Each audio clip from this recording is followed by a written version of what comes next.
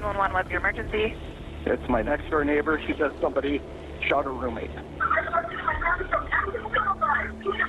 We need an ambulance. Okay. The woman you hear in the background on the 911 call is Audria Butler. She lives in this house with her two roommates, Lauren DeWise and Ashley Van Hamert. Audria Butler wasn't home when the crime occurred, but she came home that morning and found her two roommates shot. She ran over to a neighbor's house, notified the neighbor, and a neighbor called 911 on her behalf. She said her roommate Ashley is the one that's still alive. Okay. And she is still alive? She said she is, yes. Okay, all right, I've got the paramedics on the way. I've got the police on the way, okay? Just let her know that help is on the way. Roommate is a female, 30 years old.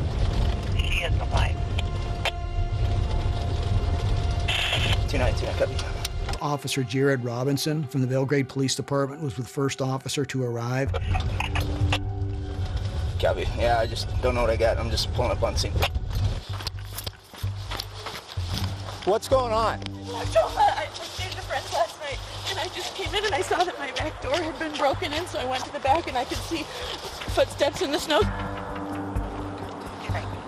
Okay, so you don't know if there's somebody else in the house? I don't think so, but I don't know. Okay. She's unsure if there's still any shooter inside the house, so I'm gonna wait for 206 to get here before we enter. Copy. 206, 219, you got an ETA? I'm on Idaho. I'll be there shortly. Copy. What do we know? Sergeant Dave Keene, also with Belgrade PD, arrives just moments later. Ma'am, I need you inside the building, okay? Hi there. How you doing? Good. How are you? Sir. How are you? Good, good. The officers take me back to the scene to talk about that tense morning. Was it a beautiful day like this? Or was almost snow? Almost the identical same. Yeah, to this. Almost exactly the same. Yes. Very cold, and roads were just like this. Driveway looks almost the same. Yes, it does. Kind of eerie. One apparent dead, one still alive. She said I ran out as soon as I saw that. I have no idea if there's still anybody else in there or not. So that's what we got. That was a very high-risk type of entry that they made into the residence. The body camera can describe it much better than my words could describe it. You can definitely feel the intensity of the situation. He's not sure what he's getting into. So, you ready? Yep. Belgrade Police! Police Department! Anybody inside, come out! I'm going this way. Okay, I got stairwell. Police! Knowing already from dispatch that there's at least one deceased person in the house and another one that was alive asking for help and that they were shot, it's incredibly intense, and you can see that on all the body cam footage. Where are you at? Kitchen clear. When we first made entry into the front door, Sergeant Robinson cleared the main first floor, because again, we had no idea if there was anybody still in the house, and I stayed at the stairwell to make sure that there wasn't anybody there. It's about as dangerous as it gets. Garage clear. All right. When they're clearing the first floor, they can hear Ashley upstairs yelling for help. How many people are inside? Up the stairs. We're coming. Belgrade Police, show me your hands. We got doors on the left and right. Okay. I'm in here! I went past the bedroom that Ashley was in because I had no idea whether or not Lauren was in need of help or beyond help. We have one female down, appears to be deceased. Unfortunately, she had deceased. Lauren DeWise had just moved into the house less than 2 months before. Jared! Yeah? What do we need? I start clearing the rest of the house, and Sergeant Robinson enters into Ashley's room to start helping her. Hello? Hey! Please don't shoot! I'm not gonna shoot you. Please don't shoot me! You need medical in here now. My name's Ashley! Ashley and her husky Malamute Bronson have lived with Audria for about 2 years. The body camera footage of her interaction with police that day is raw and graphic. Are you the police? I'm the police, right here. Where are you? I'm right here. Can you see me? Ashley was obviously fighting for her life. And you can tell from his video that her vision was obviously impaired by the injury that she sustained. Ashley's not only unable to see, her injuries also leave her partially paralyzed. Are you the police? I'm the police, yes. Show me your face there. I'm right here. Can you see me? No. The video is chilling. She's asking you, are you really a police officer? Yeah. Don't hurt me. Don't shoot me. Right. I just felt for her, you know, I being in that position to where you're helpless, you know, so I felt for her. Just tried to reassure that we were going to get her the help we could. We got the medical people coming in. I'm trying to figure out what happened to you. Where are you bleeding from? I'm not bleeding. Okay, well, how do you have blood all over you? Do I? Yes, ma'am. I don't know why I do. If I can have somebody maintain the crime scene at the front door to let nobody in. We don't have time to make sure that the house is completely secure. However, she needs help, and she needs help now. It was apparent that she'd been in there a long time, and I don't know how much longer she has. So at that point, I made the decision to remove her, which I understand it's against their policies and protocols. Ashley, what we're gonna do is we're gonna pick you up and we're gonna carry you down to the paramedics, okay? Can you? Oh God, what are you doing? I think I'm gonna have to get up here. We're gonna have to carry you, ma'am. What are you doing, sir? We're gonna pick you up and carry you. Carry me back. Where are you carrying We're coming down. Where are you carrying me to? Upstairs. Watch your step. This is as far as I can get the door. Where's the cot? It's straight out, back. Keep going. We're not sure. We have no idea. She just keeps looking this way. I don't see any obvious. I'm not gonna go. You don't have a choice. We gotta get you up to the hospital. I'm not going. They want one of us to go with. Yeah, that's fine. You want me to ride with? That's fine. And then one of you does something you don't normally do. You ride in the ambulance with her. Correct. Surgery. All right. Ashley. Ashley.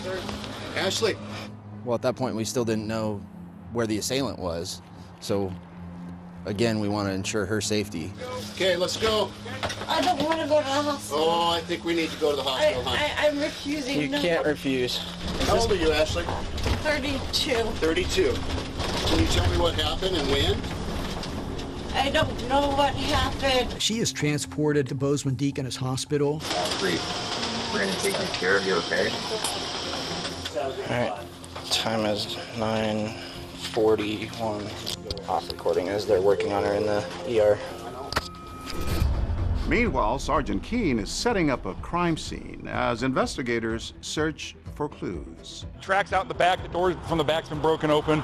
There was a trail of footprints that led from the front of the residence through a side gate all the way to the back door.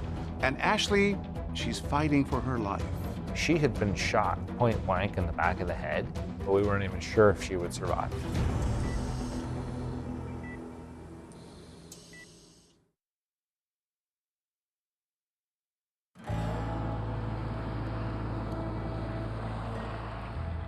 Belgrade is one of the fastest growing towns in the state of Montana. Belgrade's a very tight-knit, blue-collar, working-class community. Generally, kind of a bedroom community. Our citizens, they live here and work in Bozeman. We are completely surrounded by mountains, and we have wilderness areas nearby. We get several million visitors, predominantly Yellowstone, and then for our skiing, which is some of the best. We have all of the blessings that we could ask for in the mountains. Murder is extremely rare in this town in Montana, but on that first Sunday morning of 2018, a call comes over the local police radio, possible double homicide.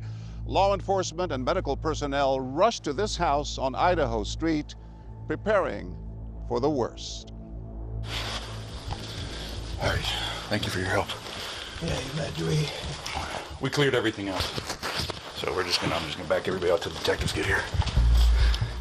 With the crime scene secure, detectives are able to begin their investigation into what happened to Lauren and Ashley. From that first initial appearance, it didn't appear that it was a burglary. There were no open drawers, the place wasn't ransacked, there wasn't stuff strewn about.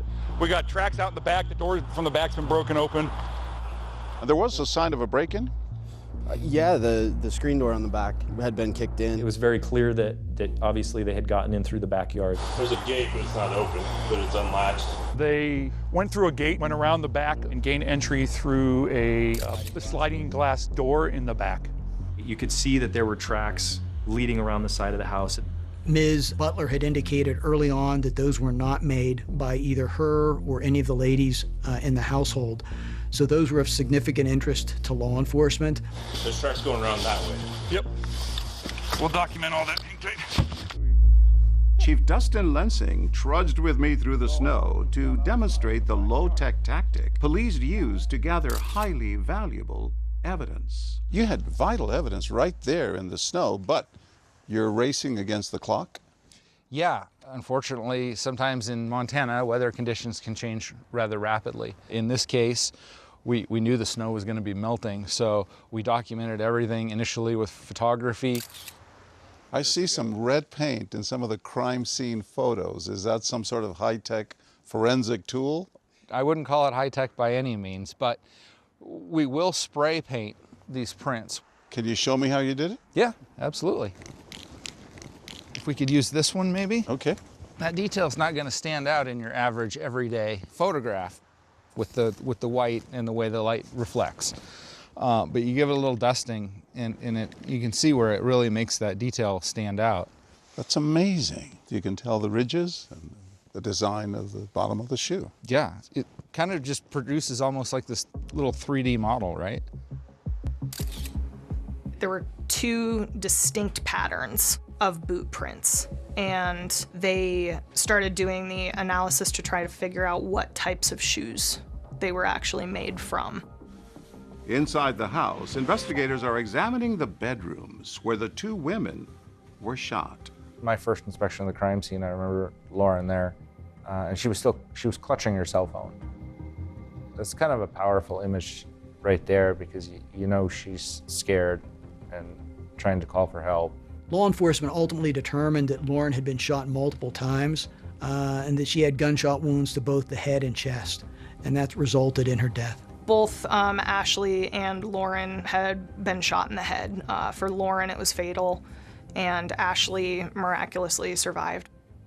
As we later learned, she had been moving around in the room, and so as a result of that, there was blood everywhere. Detectives find no fingerprint or DNA evidence, but they do find shell casings, 9 of them in all. There were 4 shell casings in Lauren's bedroom and 5 shell casings in Ashley's bedroom. They were from 22. There were 2 distinct brands of ammunition used, the Winchester X-22 and the Aguila brand 22 caliber. So we had mixed ammunition in there. So are we looking at 2 weapons, or are we looking at somebody who loaded their gun with mixed ammunition? While investigators piece together clues at the scene, Audria Butler is interviewed at police headquarters. I'm going to tell you right now, this is not my best moment, so. No, don't worry about it. I'm doing my best right now. We'll get through it. It's a very tough time right now, I understand that. Audie Butler owns the house, and to help cover some of the bills, got a roommate. That first roommate was Ashley Van Hemert. She'd also recently started this friendship with Lauren DeWise, and Lauren was having some marital problems with her husband. Paul DeWise was Lauren's estranged husband at the time, and Paul and Lauren met when they were both teachers down in Florida. Paul was married to his wife Maria at the time that he and Lauren had first met, and when that marriage kind of started falling apart, then that's when he and Lauren got together. When he was married to Maria, he had 2 children, Natalie and Joe. Lauren really cared about Joe and Natalie as if they were her own kids. The couple has their own child, Jennifer, and shortly after she's born, the DeWises sell everything. They get an RV, and they set off to see the country. They ultimately relocated to Bozeman, Montana, where Lauren was able to find employment with the local bank, and Paul did some construction-type work and things of that nature. Jessica Johns befriended Lauren when she settled in Bozeman. In photos posted on Facebook, Lauren appears to be loving her new life. This is actually a beautiful picture of Natalie and her brother Joe, and then Jennifer, the little girl. They just always seemed happy. I got the straight part, just keep in the basket part. I just remember her being so bubbly and so full of life. She was just somebody that was just always so positive no matter what. Lauren kept up appearances even though her marriage to Paul was falling apart. But then Lauren turned to Audria for help. She said, I can't believe I've never told anybody this, but I think I need to leave Paul. And I said, well, you've always got, you have people. You're not alone here. You can come stay with me anytime you need to. Yeah. So Lauren moved in with Audie in November. He made it really hard. And it was just like, when are you moving home? Why aren't you moving home? And she's like, I'm not moving home. At this point, you know you have to talk to Paul DeWise.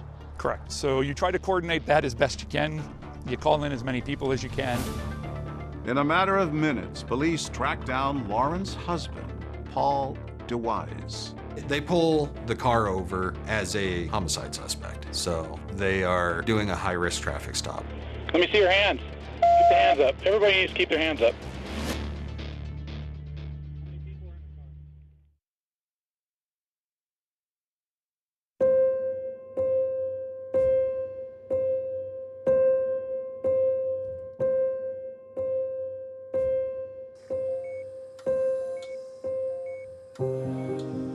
Ashley Van Hamert is in critical condition, fighting for her life in a hospital in Colorado. She had been flown out of state. We didn't have the capacity to care for her.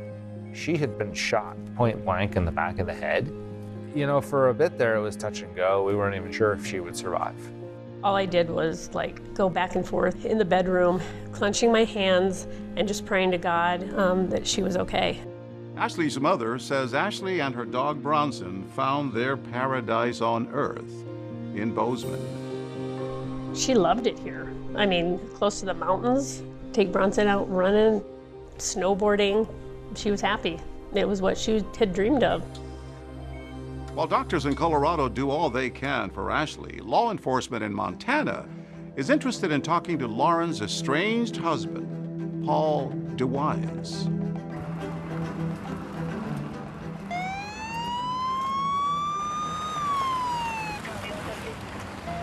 Less than 90 minutes into the investigation, Bozeman PD tracks down Paul DeWise as he and his 3 children are returning home from church. Let me see your hands. Both of them. Roll your window down, slowly.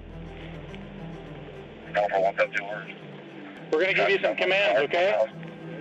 Turn the car off. I copy you on the channel.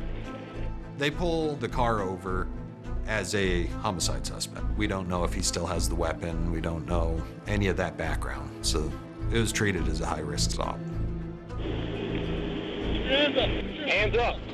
Walk over here. Turn around. Look away from me. Walk backwards. Keep coming. Keep coming. Stop. Get on the ground. Get on the ground. Do not move. Do you understand me? It was intense, but Paul did cooperate with them, and the kids went into the care of Child Protective Services until they could find out what happened. Take him to the back of my car. And then he was brought in for questioning.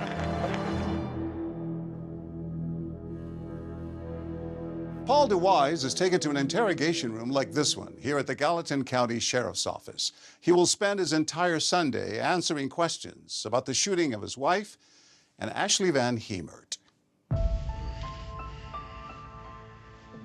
It was one of the unfortunate things in this investigation is because they found Paul so quickly, we didn't have any kind of real profile on him. So we kind of went into it with the game plan of we were gonna make adjustments on the fly. So, the reason that I wanted to talk to you is there was some issues that happened over at Lauren's house this morning. Sure, right? Well, not really. She doesn't. Well, the person that came in ended up shooting her. So, She's dead? Yeah. Oh my God. I told him she is dead. And he was all over in his chair, rubbing his hands on his legs. So that's why we're talking to you, because you guys are going through a divorce. And Well, walk me through what you did yesterday. My baby breakfast. He goes through from the moment he wakes up and has a very, very detailed explanation of what he did the entire day. During the day, Mr. DeWise had been texting Lauren. He wanted her to come back over and visit with the children. So I've been trying to get her to come over as much as I can. She's just giving me a hard time, you know. She didn't come over. So law enforcement was able to determine that Lauren's last text message was sent just before 11 o'clock p.m. that evening, where she had indicated to Mr. DeWise that she did not wish to attend church with him and the children that following day. So what about last evening, last night? He basically painted a picture of staying at home and watching TV and just spending time with his family during the entire night leading up to and during the night of the incident. Nothing exciting. I mean, I was just in my chair all day. One of the only times that he expressed leaving that night was to go get beer. I went and got a 6-pack of beer around midnight at Town Pump. Which Town Pump? On Main Street. One of the things that we were fairly quickly able to identify was which gas station he went to. A detective went and pulled that video very quickly, and we did find Paul on video going to that Town Pump and buying beer. It did match up in terms of the timeline that he gave when he would have gone to the store. And you made no other trips except to go to Town Pump? Am I getting that right? Mm-hmm. So I'm going to ask you right now, I'm going to look you right in the face, I'm going to ask you, were you involved in this? Were you involved in this crime? No. Did you hurt Lauren? No. Did you hurt Lauren at all? No. He adamantly denied being at Lauren's house that night. I'm going to be completely honest with you right now. I'm not completely comfortable with where we're at in this interview. I don't think you're in a good spot. Of course, yeah, I understand.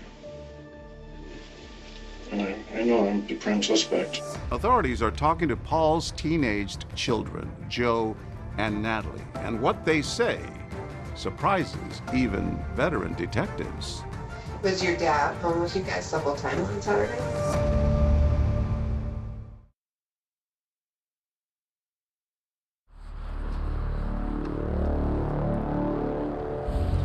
Let me see your hands. Both of them. When Paul DeWise is pulled over and arrested, his 3 children, Joe, Natalie, and Jennifer, are in the car. Okay, we've got a 15-year-old, a 17-year-old, and a 4-year-old. You doing okay? Okay. You want to sit in the car and stay warm?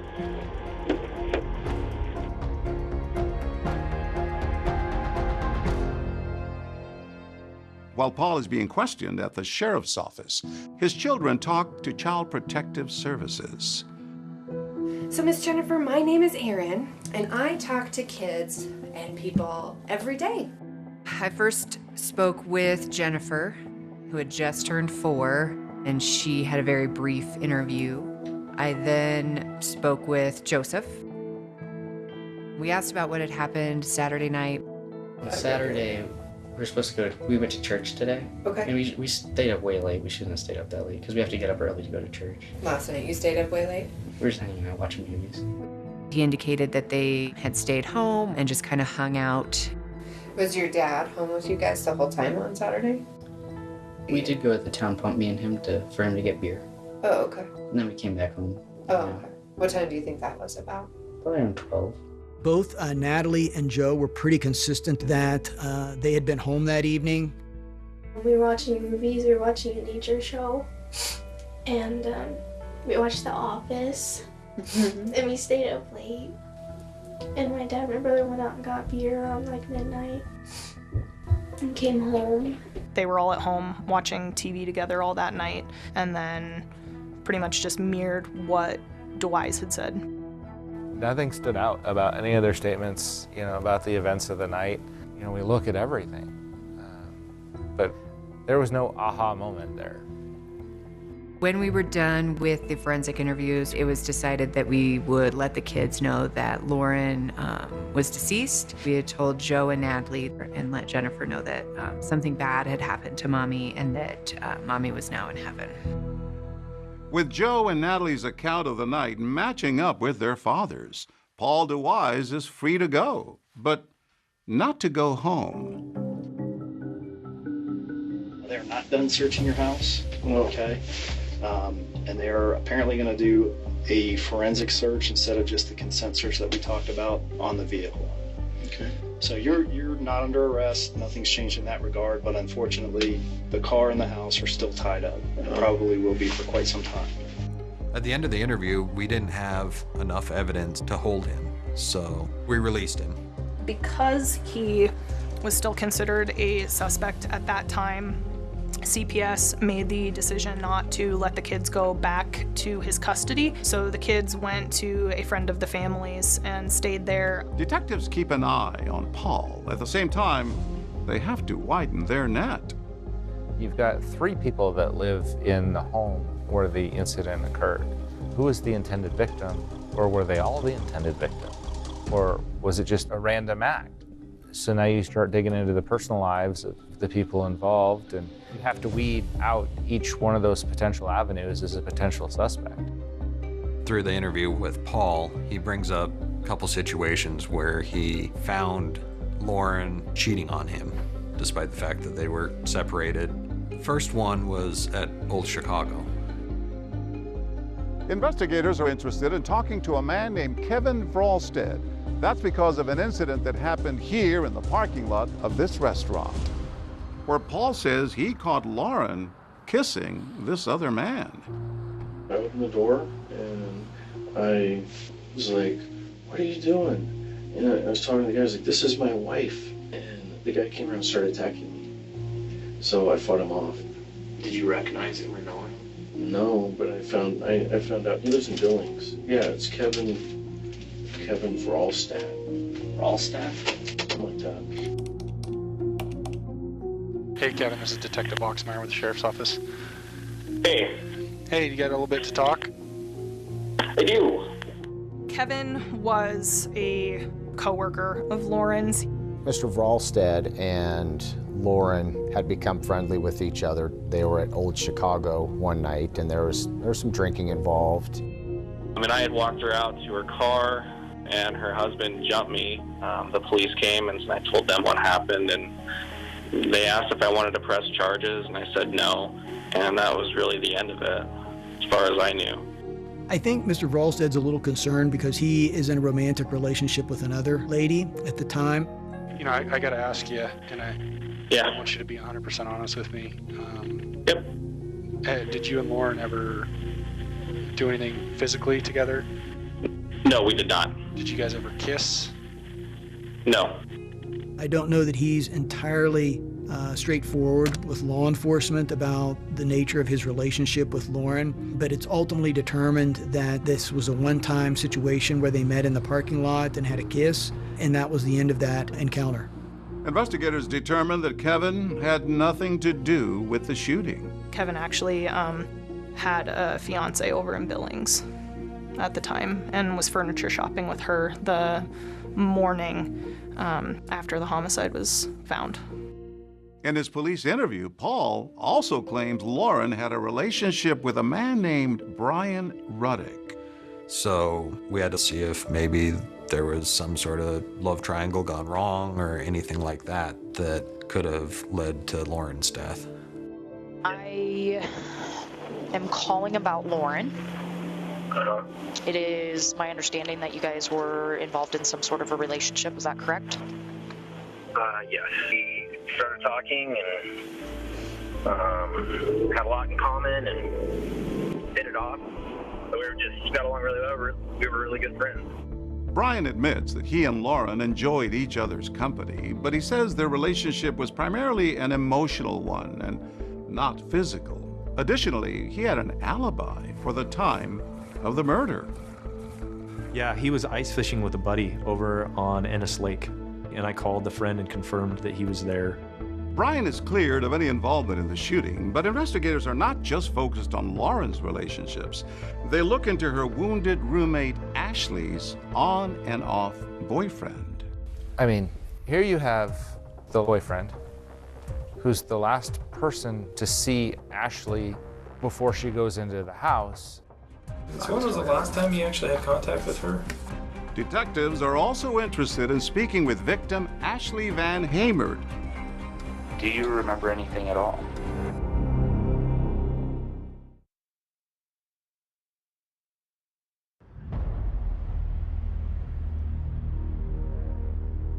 The hours and days following the shooting are critical for Ashley and her survival. Tell me about the first time you saw Ashley in the hospital. It was a sight I wish I could get out of my head. Just tubes running everywhere. And the hardest thing, she was just motionless. An active girl that's usually like can't get him, stop her from moving. She was just laying there. But Ashley continues to fight. Through her tireless efforts and with her supportive family by her side, Ashley begins to recover. Okay, Bronson, come back. Bronson, come here, boy. And today, she's back in Bozeman with her beloved Bronson. I love you. I love you. Yes, yes. Now she sits with 2020 to tell her story. So glad to meet you. How are you doing? I'm doing very well, yes. How would you describe what you've been through? Hell and back, but God is good and I'm still here. The Lord literally saved my life that night. Somehow the way that the bullet stayed prevented her from bleeding out. Really just a miracle that the bullet lodged the way that it did. The doctors told my family if that bullet would have moved absolutely anywhere in the 9 to 10 hours I was on the ground, I would have bled to death. It literally stopped the bleeding. It literally plugged the hole perfectly in my carotid artery. And so that's why I did not die that night. A miracle? Yes, no doubt. No doubt a miracle, yes. Ashley was shot 4 times and endured multiple surgeries, including removing part of her skull after she suffered a massive hemispheric stroke. The first thing she remembers is the moment she woke up. The first thing I actually remember is opening my eyes and I saw some of my family members in the room and I gave the I love you sign to them. And that's when they knew I could see. Because until then, they didn't even know if I would be able to see or not. Can you show me that again? To my family, yeah.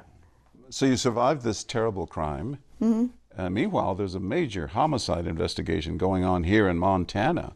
Detectives visit you. They're trying to get you to help them solve this crime. Yeah, they visited me in Colorado. Hi, Ashley. Hello. My name's Dustin. Hi, Dustin. We're going to have some questions, but mostly we just want to hear what you have to say. Ashley tells Lensing that prior to the shooting on the evening of January 6th, she had gone out to a movie with her boyfriend, Ralph Dennis. We went and just had a good time, and yeah, I remember driving home, and he didn't get out of the car, just gave me a kiss goodnight, and the last thing I remember is closing the door to my house and locking the door. Can you tell me, do you remember anything at all? When I got shot? Mm-hmm. No, I do not remember being shot at all. Investigators want to talk with the last person Ashley remembers seeing the night of the shooting, Ralph Dennis. He's a pretty big guy, and he definitely would have the means to overpower these 2 women if that's what had happened. Okay. I'm gonna record our conversation. Would you prefer the door open or closed? Doesn't matter to me. Open's fine. Ralph Dennis is questioned by police the day after the shooting. He says he dropped Ashley off at 9:30, and he says their relationship was coming to an end. And how do you characterize your relationship with her right now? We've been attempting to break up with each other for several weeks. Ralph was very cooperative. He didn't appear to be nervous, didn't appear to be anxious. Okay. You guys didn't have a fight or anything like that? Not at all. Not at all. Nothing like that. So when was the last time you actually had contact with her? When I dropped her off. There's 2 parts with Ralph. There's this relationship that was broken up recently that we knew of. And then As we were trying to process the crime scene, there were prints in the blood that led us to believe possibly there was a dog there. So that became a possible clue. So Bronson's the dog. Bronson is her dog. Since we started dating, I kind of took Bronson in under my wing because she works a lot and Bronson just gets bored at the house. So Bronson stays at my place all the time now. The theory there was if the dog was in the house while Ashley was bleeding and left a paw print, and now the dog is at Ralph's house, how did that happen, right? That wouldn't have happened unless he'd have been there. What I'm curious about is like, is it possible? Was the dog there? Did you come over? Did the dog leave? I mean, I'm just trying to make sense of that. No, absolutely. I can tell you. So, without a shadow of a doubt, Bronson has been in my care since Thursday morning. We brought the dog in. We swabbed between its toes, trying to find any evidence of the blood from what the crime scene processing team thought was a bloody footprint. That was definitely the first time we'd ever photographed and captured the prints of a dog as part of a homicide investigation, for sure. There was no blood that was either seen or otherwise swabbed from the dog prints or anything like that. Turns out that was just a blood pattern on the dog bed that remarkably resembled a paw print, which turned out not to be. Turns out the dog was never there, but we had to rule that out as a possibility. Bronson's paws proved to police that he didn't leave a footprint at the crime scene, and the same can be said for Ralph Dennis's feet. I think he had like size 13s or something. Pretty big, and definitely not what we had seen at the scene of the crime. He was very forthcoming. He provided his cell phone data. He had, in fact, dropped her off at the house and then returned home that night. And so we're able to eliminate him. Early on, your friend Ralph becomes a possible suspect. Did you ever think maybe he was involved? No, never. Never, never, never. Not in a million years. With their list of potential leads drying up, it's back to the drawing board. Soon, detectives discover a curious text exchange between Lauren's stepchildren, Joe and Natalie DeWise, on the night of the murder. All of a sudden, just before 3 a.m., there's this text between Joe and Natalie of I love you too. Who texts their sibling at 2 o'clock in the morning, I love you? Like, that's really bizarre. Both Dustin and I feel like something's there that doesn't make sense. We decided that we were going to do some good old-fashioned detective interviews with them, despite their age. Natalie, how old are you again? Can I confirm? 17. Okay. You do have the right to remain silent. You do not have to answer any questions. Okay, keeping all that in mind, do you still want to kind of ask or answer a couple of questions for me? No? I mean, now that I have a choice, no. No? Yeah. Natalie had invoked her rights, so she actually wasn't interviewed. And then Joe was being interviewed. It's important that we're completely truthful with each other. We were really beginning to suspect at this point in time that they knew something. Help me. Help you.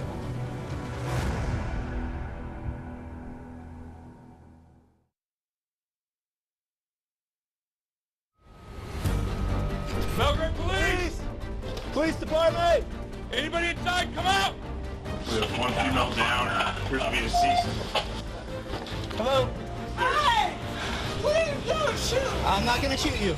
Both Ashley and Lauren had been shot in the head. For Lauren, it was fatal. Joe, you've gotta help me. I don't know. What do you see when you see that still picture?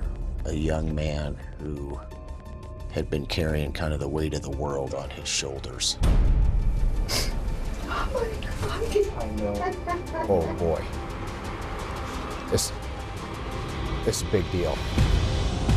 The amount of man hours that went into searching, trying to find the murder weapon. And I'm angry. And my children are angry. And my baby's angry. And it's hard for me to live with. The biggest freight train that you could see coming, I saw it coming and I couldn't stop it. That's when he started to shoot me. Horrific. How do you make sense of that? Satan. It still stays with you. He'll never leave.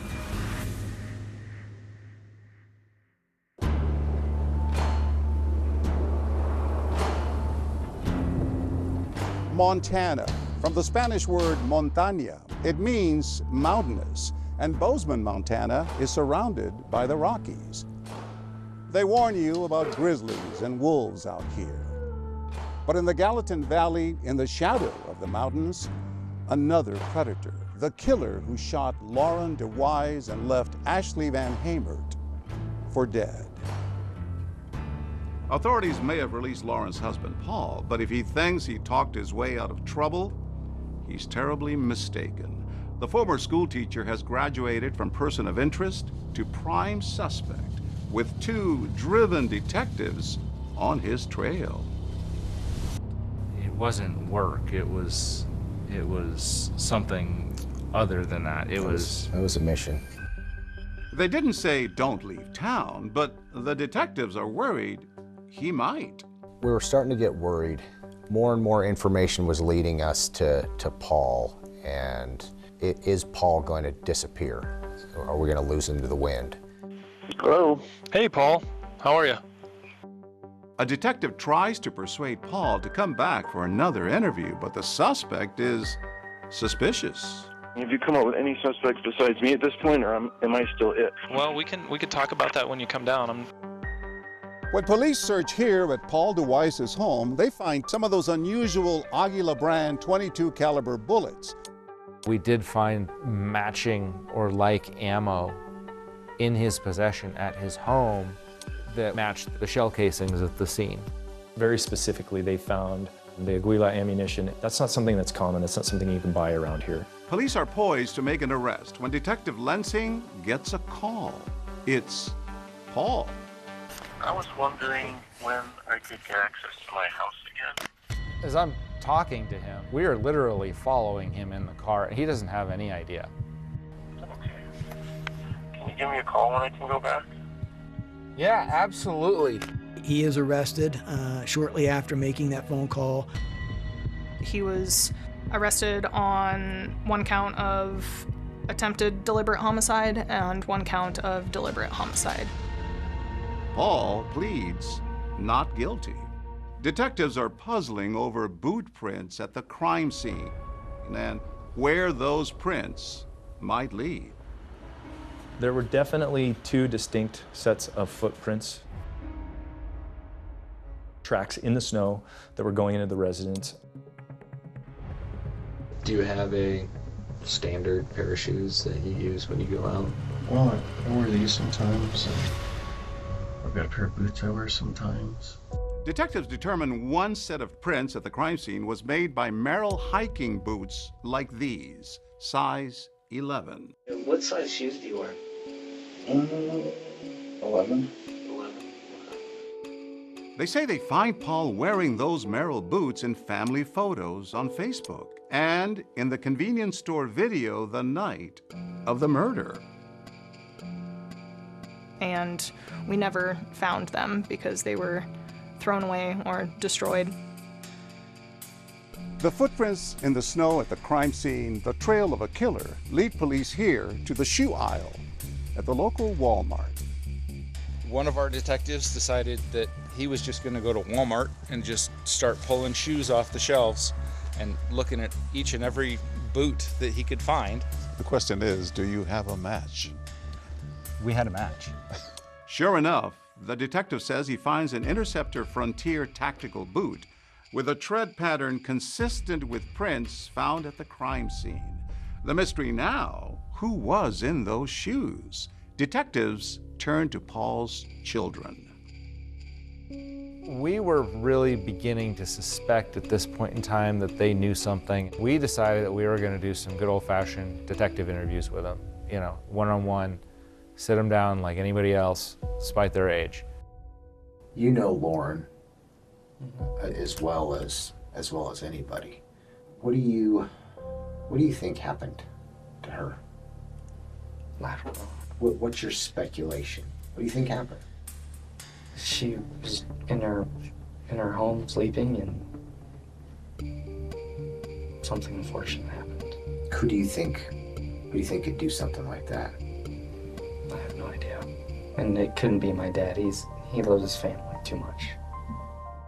And then there's a commotion outside the interrogation room.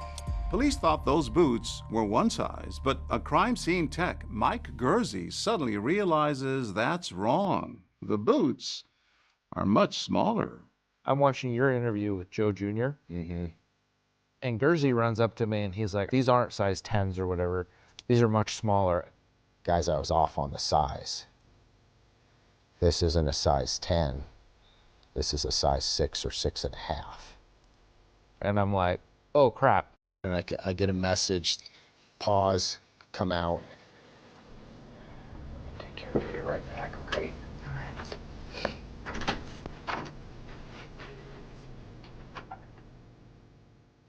That kind of changed everything. Because now, I'm thinking, we got a size 6 probably in this interview room. Detective Kopp returns with a pair of Interceptor boots. And Joe can't seem to take his eyes off of them. So, have you ever seen boots like that before? So you have a pair of those? I did. Okay. They got messed up from me working, so they weren't doing their job anymore, so I threw them away. And we had found pictures later on cell phones that showed Joe in those boots. What size of boot do you wear? 6 regular. Okay. We are thinking that Joe DeWise was there. His shoe prints are at the scene of the crime. We decided to stop the interview because the interview was going to take a turn. Because now Joe is implicated somehow. And I don't believe that you're being completely truthful with me.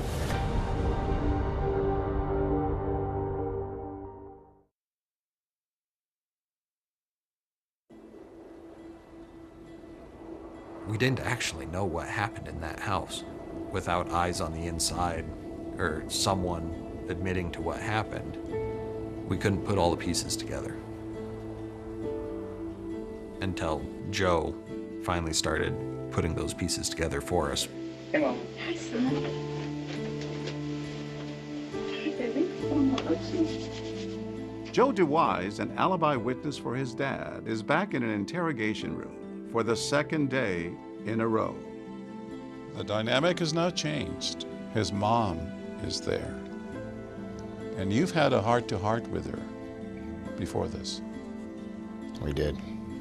When Joe's mom, Maria Frazier, arrived in Montana, Detective Jeremy Kopp greeted her with stunning news.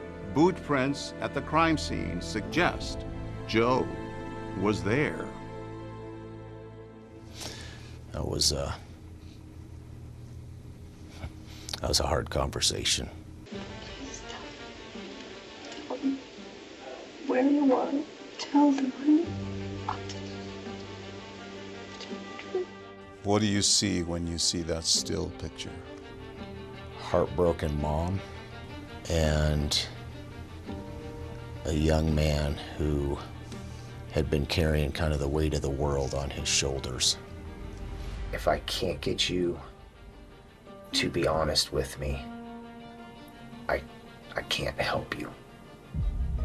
Jeremy was very delicate with Joe. And I don't believe that you're being completely truthful with me. We were pretty sure at that point that Joe was there at the scene. Joe, we've got to be honest with each other. I am being completely honest with you. How did your boots, those same prints, end up at the crime scene? Joe, be truthful. I have a son that's similar age as Joe, and I could see, so much of my son in him. It made him more personal. Joe, you've got to help me. Just tell me it wasn't you that went in and shot her. Did you go in and shoot her? No, I did not. Then who did? When does the dam finally break? Several dozen denials, deviations, but you can see every Every time it gets a little heavier, a little harder. How long have you been planning it? And this is it. I don't know if that he was planning it. You don't think he was planning it? I think he just did it out of the blue? Why that night? I don't know why that night. It's just how it happened. It's just how it happened. He's torn, tortured by the loyalty to his father. There's the weight of Joe and everything that he's carrying.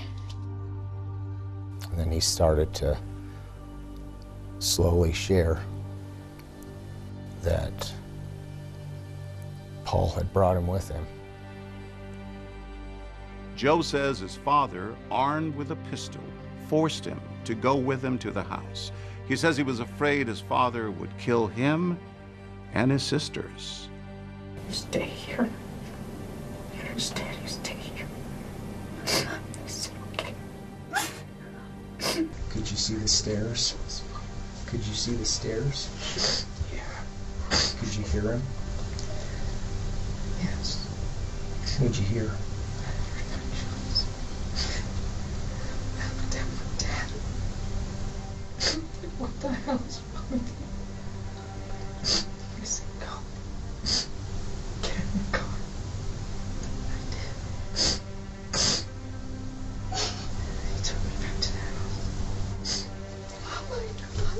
You made me do it. I know. Father, see. I know I made you do that. It touches you. What that young man had to endure and was carrying.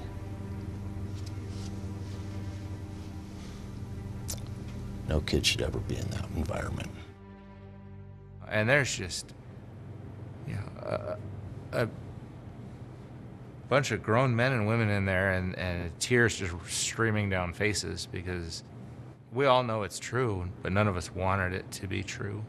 It became very obvious to me that Joe is not a willing participant. His father essentially marched him up to that residence at gunpoint, and Joe simply did not have a choice. Joe was not charged with any crime. In another interview, a month later, he provides more horrifying details. And they flips on the light, and this woman says, "Who are you?" And then he yells, "Who the are you?" And then shoots her. I just hear shots. Okay. Joe says his father then goes into Lauren's bedroom. And then I hear Lauren scream, a very short, like, surprise, fearful scream. Mm-hmm. And then I hear 3 shots, and it's like 1, 2, 3. And then the last shot. Okay. Once they were back in Bozeman, they went to the town pump and got the beer and then started disposing of evidence. We searched trash cans, we searched ditches, we tried to retrace whatever possible routes we thought that Paul might have gone. The amount of man hours that went into searching. Just when they're ready to give up hope, they catch a break. The one that didn't get away. A Montana outdoorswoman is out here fishing on this frozen pond, and you'd never guess what crucial clue she reels in.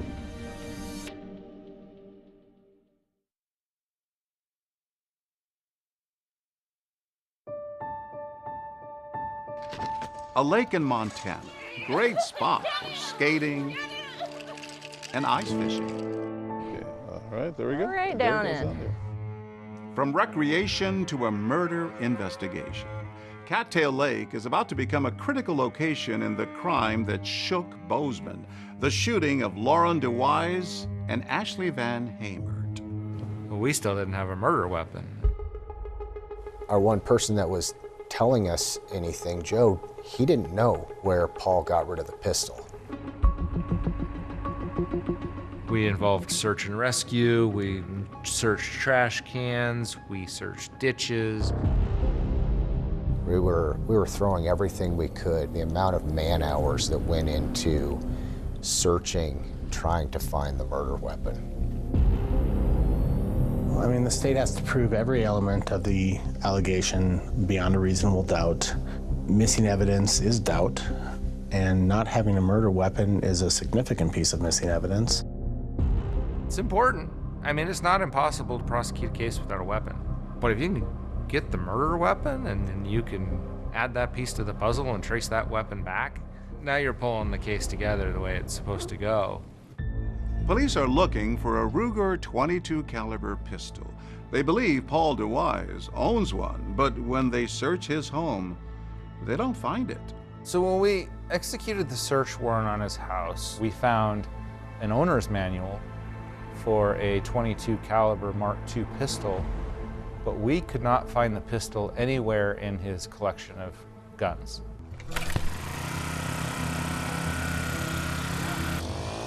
And then a gun turns up in the most Montana way you can imagine. Get yourself a bucket, some bait, drill a hole in the ice, and you can catch a mess of fish here in Montana. You might also reel in a clue, like that missing murder weapon. It was found right here on this lake. Hi. How you doing? Doing good. It's a beautiful day to fish. I love it out here. Look at this. Paradise. Absolutely.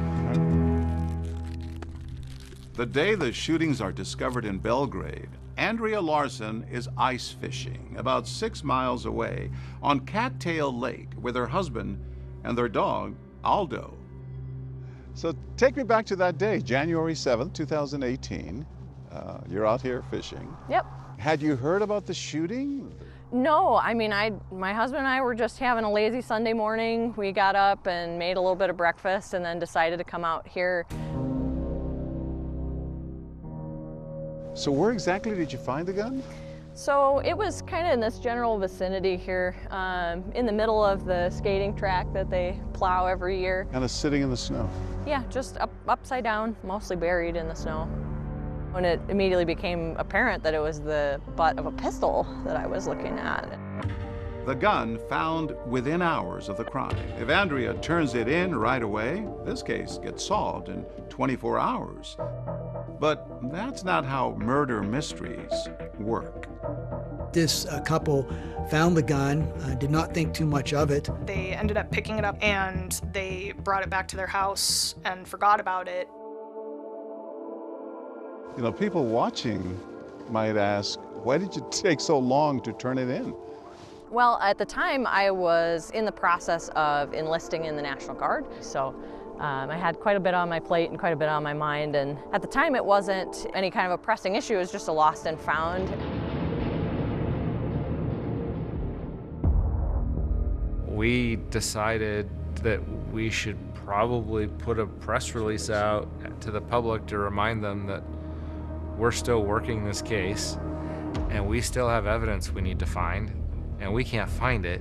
I was actually reading an article on my phone about the murder, and there was a note in the article that mentioned that they hadn't found the boots or the murder weapon, and the murder weapon was a Ruger Mark II .22 long rifle pistol. And in an instant, my world shrank, and I knew that was the exact model of pistol that I had found. Andrea calls the police, and as quick as you can say Exhibit A, an officer is at her front door to collect it. Oh boy, it's a big deal. I can still remember when I got the phone call from Detective Kopp indicating that they had found that. It was a big day. We didn't recover any prints, but what we did do was run an ATF trace on the serial number. We ultimately found through that trace of the firearm that it was in fact Mr. DeWise who had purchased that firearm. A firearms expert test fires the pistol and determines it's the gun that killed Lauren and wounded Ashley. So that was certainly a big piece of evidence that further linked Mr. DeWise not only to the gun, but that it also linked the gun to the crime scene. It was kind of icing on that cake that is the murder weapon. How does it feel to be a part of such a terrible crime? I'm glad I was able to add to the evidence, but it's not something I would have asked to happen. You didn't want to be involved in this? No. I mean, it was a terrible tragedy. It's violence against women isn't something that we want to see happening anywhere, but least of all in a town that I consider to be very safe. And what if Andrea hadn't gone ice fishing that day? It was very warm that day and the slush was very thick, so it wouldn't have taken very much snow to cover it back up again, and it would have froze into the ice and then melted off in spring and no one would have ever seen it. When we come back, a friend of Lauren's recalls an online encounter with Paul DeWise just weeks before the killing. The hair on the back of my neck stood up.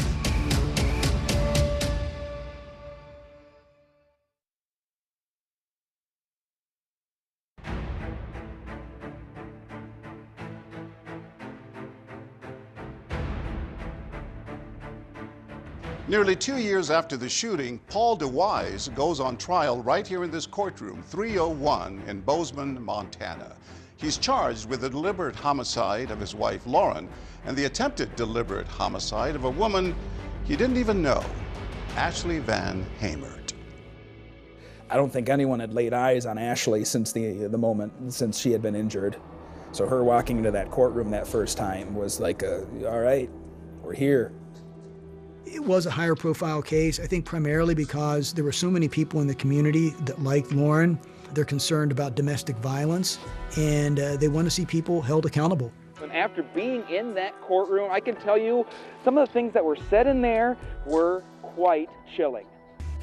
On her work computer, we even found photographs of some bruises that she had sustained during this whole situation.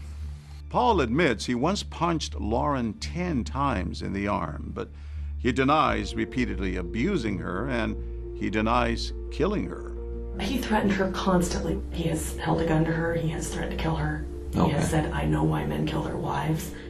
Her coworkers saw bruises, and one of her supervisors actually saw a handprint on her, and at that point she denied that it was from Paul. She said, I can't believe I've never told anybody this, but I think I need to leave Paul. He beats me all of the time. Other than Paul, can you think of anyone else that would have any reason to do anyone in your house harm? Not a soul. Prosecutors play evidence of Paul's behavior for the jury, recordings preserved by Paul himself on his phone. And I'm angry. And my children are angry. And my baby's angry. And it's hard for me to live with. I would say the most difficult piece of evidence and the strongest pieces of evidence came from Paul's cell phone. You threw glasses at me. You choked me with that tub. You beat out of me when I was pregnant with baby. I was 4 months, 5 months pregnant. His phone had so much information, and it had audio recordings, all kind of painted the broad picture of how violent the relationship between Paul and Lauren really were. Hours-long audio clips of him just harassing Lauren night and day. That's what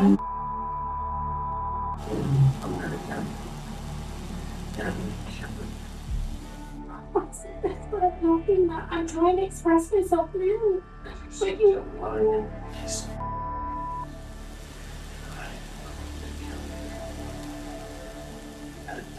What are you saying?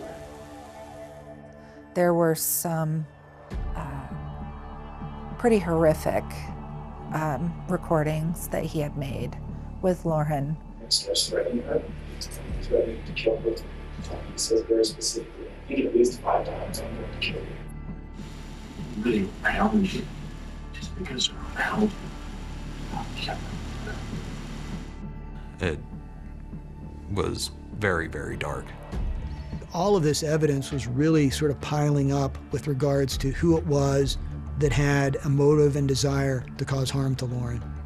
Paul's attorneys argue there's no evidence of repeated physical abuse. He cooperated with police.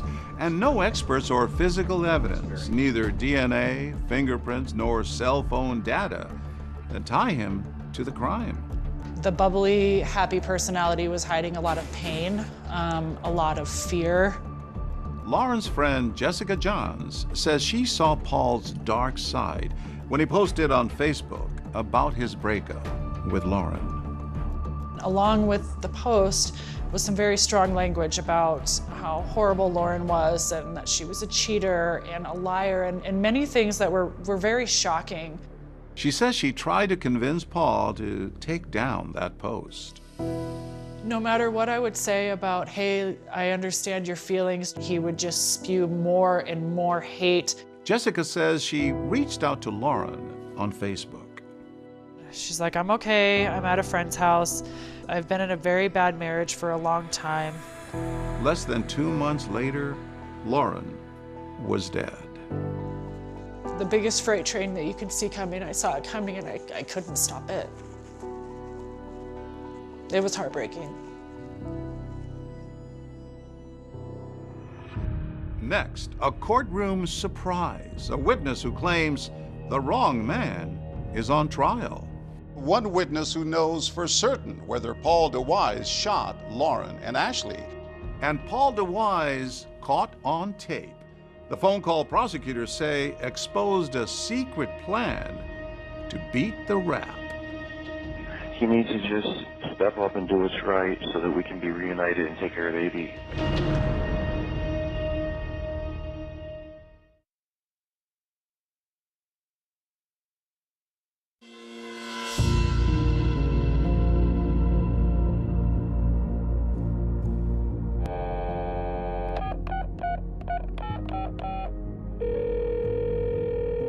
This is a call from and paid for by an inmate at Gallatin County Detention Center. About a month after his arrest, Paul DeWise calls his daughter Natalie from jail. He made a phone call to Natalie, trying to convince her to tell Joe to take the fall for the whole thing. Joe said that I took him with me and I'm responsible for what happened. So that means to me that Joe must have done it. And it's really important that he admit it, because if he admits it, then I get the out of here. Understand? Yeah. Tells his 17-year-old daughter to convince her 15-year-old brother to confess to the homicide of his stepmother. And it's all on the jail call. He's scared, I understand, but he needs to understand the jails here, they're safe, they're nice, the food's good, and they don't have the rape problem, so he doesn't have to worry about that. Okay, good. Now, DeWise's 19-year-old daughter also took the stand. At the trial, Natalie tells the jury about that phone call. That was a damaging piece of evidence. It painted Paul in an unlikable light, I think. It did hurt our case. I didn't even know if we were going to call Natalie at trial. We had her subpoenaed, but we didn't know if we were actually going to call her because it was kind of a loose cannon in terms of what she was going to say. For almost 2 years after the murder, Natalie had backed her dad's alibi that he was home with her and Joe when Lauren and Ashley were shot. But that all changed about a month before trial. Natalie, will you give me your full name, please? Natalie DeWise. She ended up confessing to knowing that her dad had killed Lauren, that she had stayed at home with Jennifer, and that when he came home, he told her everything that he had done. He says he's done something bad. Just stay calm. You don't have anything to worry about. I need your cooperation with this. I took Joe to go kill Lauren. Paul's defense attorneys remind the jury that Natalie had changed her story, but she's not the only one of Paul's children to testify against him. He has a pistol in his right hand and both his left.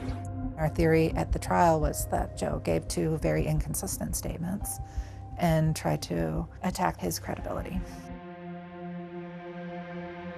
If Joe was at the house and admitted to being at the house, and there was some suspicion that he pulled the trigger, he has a motive there, doesn't he? To change or modify his story. And that's certainly something I think that we seized upon. It just further showed the degree of control and manipulation that Mr. DeWise had over those two children, Natalie and Joe. It was very clear that he used the kids as pawns. The most important witness to me was Ashley Van Hemert. She is a miracle. I think we should do it, okay? Let's stand up. She had done, at that point, years of physical therapy. I'm standing loud. Thank you, Jesus. And was able to walk up to the stand by herself. And that was incredible. I was shot in the back of the head. I was shot in the right carotid artery. What was it like to testify? It wasn't really anything at all. They just wanted to know like what my life was like before I got hurt and what I was able to do and clearly what I was not able to do now. Yeah. Ashley has no memory of it, but she now knows what police say Paul DeWise did that night. That's when he started to shoot me. Horrific. Yes.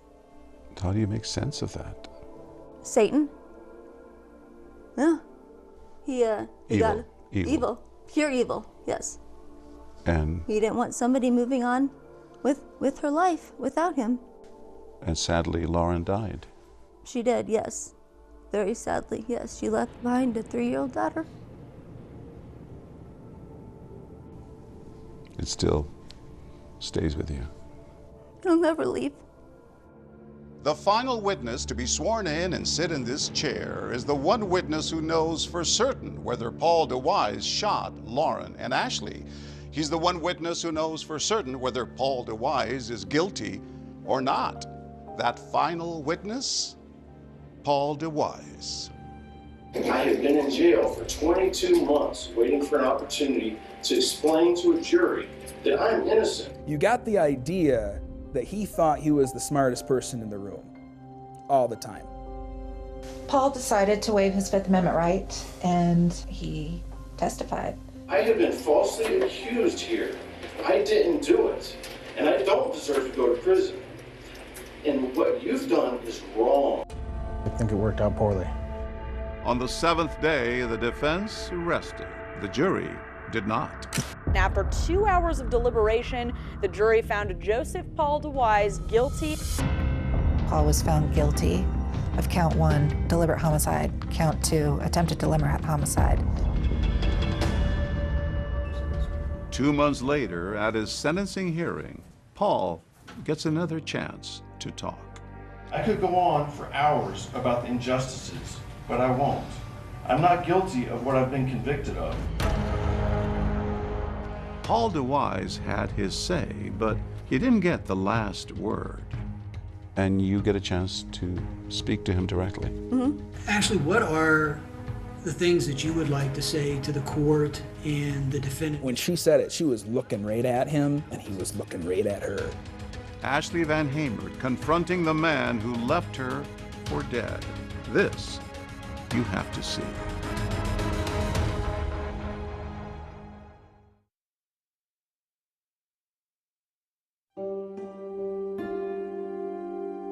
To the charge of deliberate homicide of Lauren DeWise, guilty.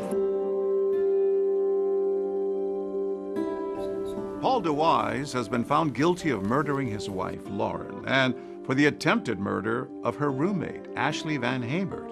Now, at his sentencing, the courtroom falls silent as Ashley takes the stand.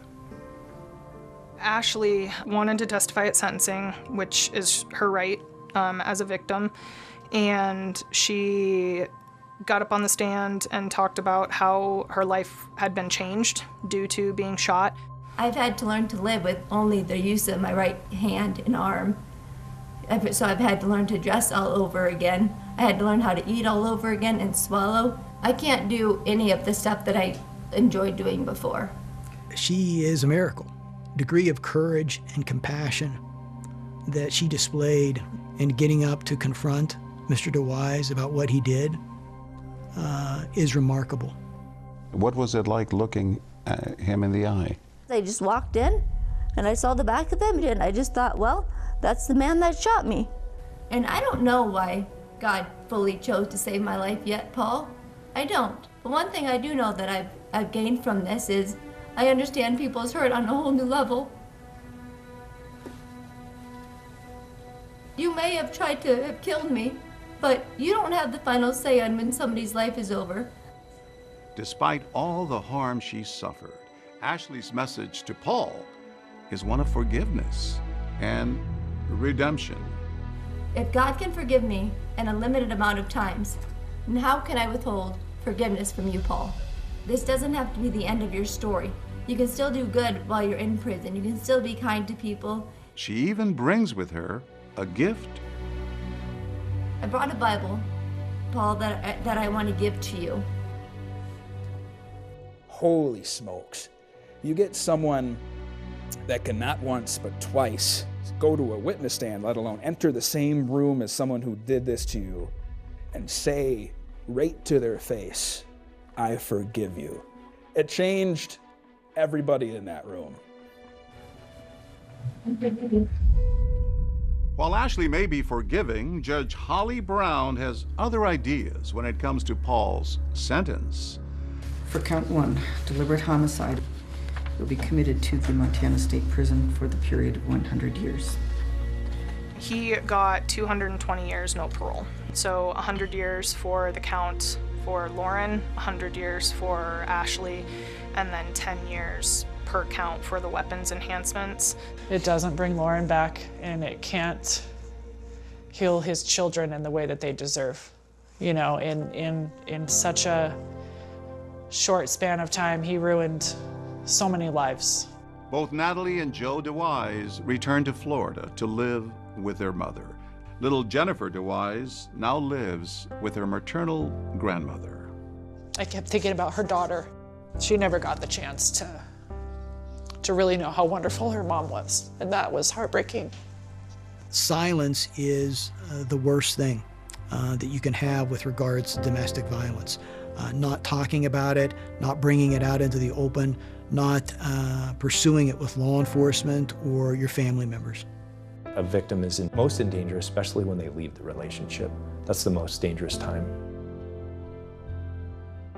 How often do you think of her? I think of her quite often, most often on the anniversary. On the anniversary of the shooting, Ashley posted a heartfelt letter addressed to Lauren. She shared it with me when I sat down with her. I'm sorry, Lauren. I'm sorry you're not here anymore, and I can't tell you why God didn't stop him.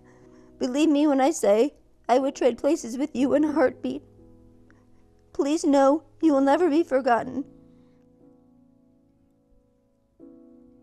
Do you think she can hear you? Yeah, I do. Good boy. Today, Ashley is back to the things she loves, like being outdoors with her dog Bronson and spending time with her family. How did it feel to be out there on the mountain? It's awesome. I'm learning to snowboard again. I mean, it's learning all over again, you know, a whole new way. Awesome. So much fun. I mean, I look pretty unorthodox going down the hill now, but I mean, I can still do it. Are you amazed, Caleb? Amazed, yes, but not surprised. Just with her grit, her tenacity, her unwillingness to give up. And Linda, you wear a bracelet that says what? I do, and it says you are stronger than you think you are. And she is definitely one of the strongest people that I know. I'm more vibrant today than I've ever been in my whole life. Thanks to this horrible tragedy? You know what? Yeah. Yeah.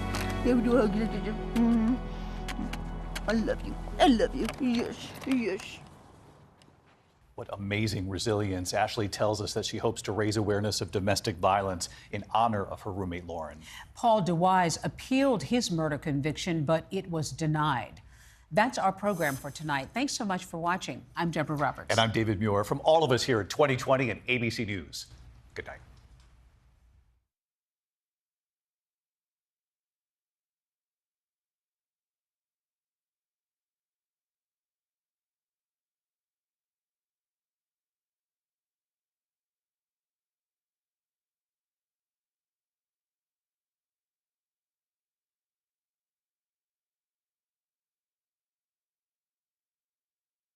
Tonight, David Muir reporting. We take you inside two cases. A mother just 19 years old. She was trying to protect her daughter. She fought like hell. Another case into a beloved teacher, her whole future ahead of her. Mysterious cold cases. It gives you chills even today. Yes. What links both of those cases is the cutting-edge forensic technology inside this lab. It sounded like science fiction at the time. Can they be solved? You'll see it unfold right here as they unmask the killer in both cases. Catching the killers on tonight's 2020, The Codebreakers.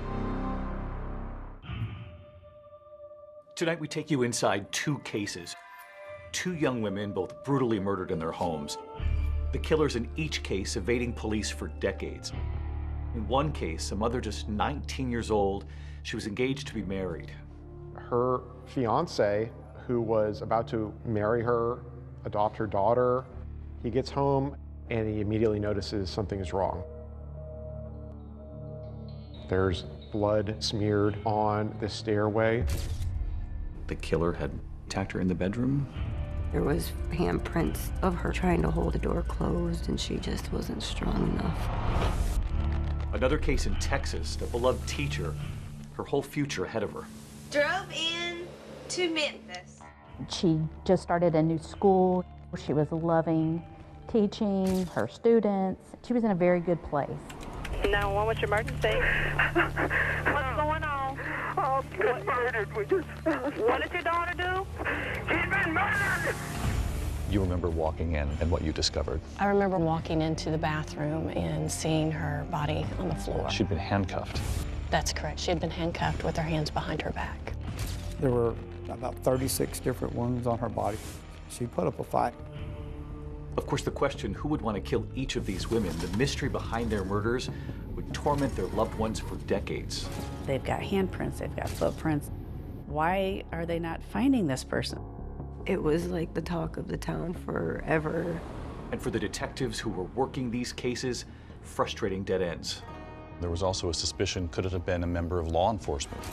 Right, there was no forced entry, so our speculation was that it was somebody that she knew or somebody that presented a position of authority that could have garnered that trust to get inside the apartment. All of these questions lasted for years and years. Yes. Yes. Both of these brutal murders were cold cases for decades. And what links both of those cases all of these years later is the cutting-edge forensic technology inside this lab.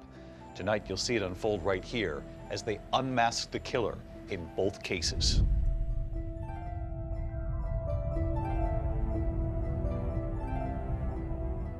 It's the first week of December 1988. 19-year-old Kathy Swartz is home with her 9-month-old daughter. In Kathy's living room, a tree decorated and ready for the first Christmas for her little baby. She was living with Mike Warner. They were, setting up their life, although he wasn't the father of the child. They were a couple and they were trying to make their way. He definitely came in and kind of was her knight in shining armor. They were a happy little family. Mike got up around 5:30 in the morning for his job. He gets home at 3:30 and he immediately notices something is wrong. Things were in disarray. Blood up the banister. And then in the bedroom was Kathy, very bloody, unclothed mostly. He would later describe it as like the walls were painted with blood. Mike is so distressed, he immediately runs to a neighboring apartment because he can't bring himself to call the police. Mike does go back into the apartment to find her daughter.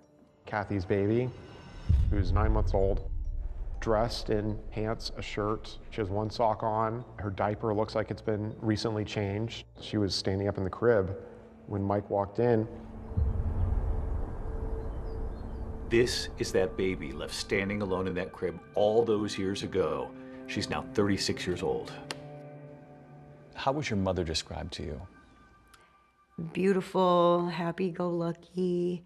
She did love like AC/DC, Metallica. She was like a little rock and roll girl.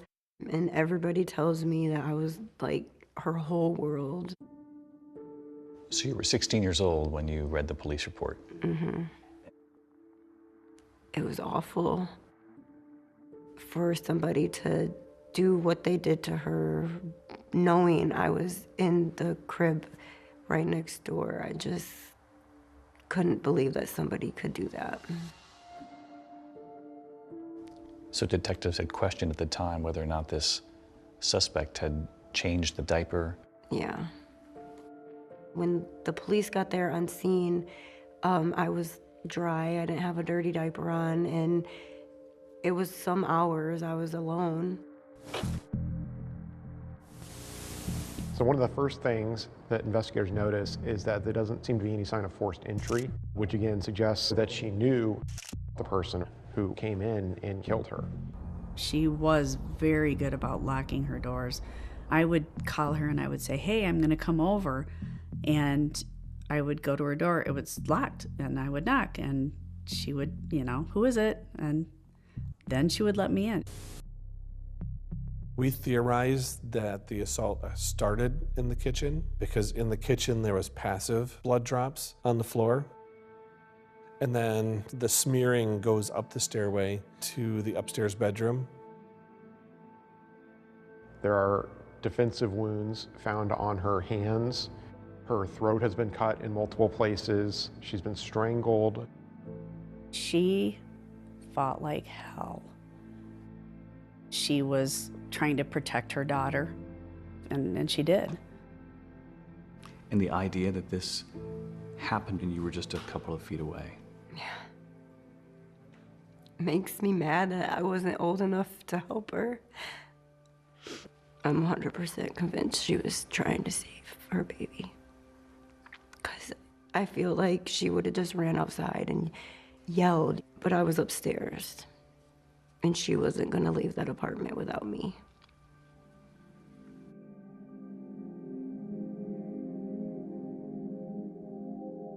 In the bedroom where Kathy was found is a phone on the bed.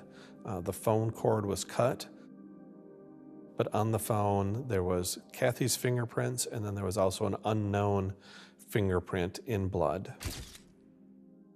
In '88, obviously, DNA was in its infancy. The fingerprint on the phone, how significant? Very significant, because they were in actual blood, and it was not my mom's. There is a bloody footprint in the bathroom. It looks like the suspect took a shower after the murder to try to maybe wipe the blood off, clean up. But in the process of doing so, he left behind a left footprint, size 9, in blood. And then the person left without being seen and without being discovered. It was very unsettling that something like that could happen. It just didn't make any sense. None of it made any sense. But when crime scene investigators passed through that gruesome scene again, this time with a new forensic light source, they find a new clue, and one that was imperceptible to the naked eye. It was like a great big neon clue. It's like, holy smokes.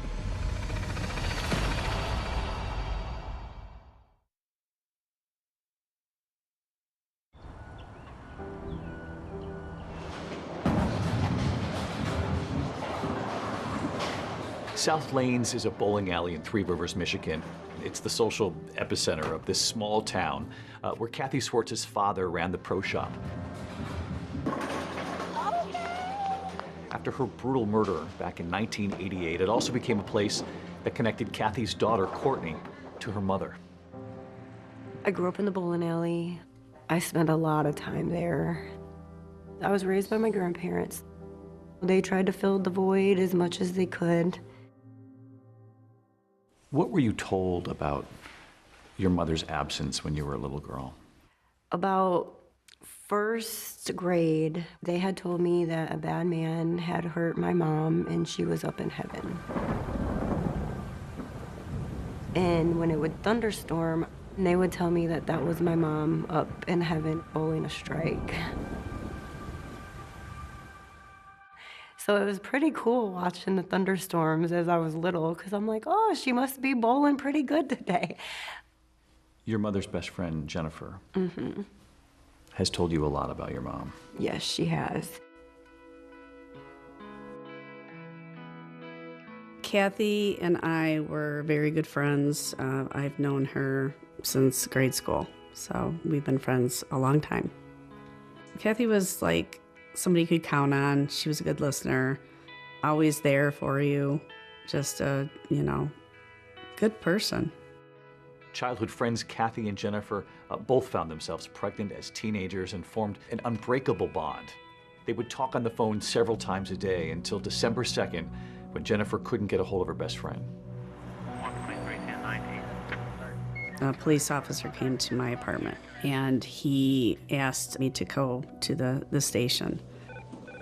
I remember him asking me questions, do you know anybody that would want to hurt Kathy? Along those lines. And I finally just was like, what's going on? Is Kathy okay?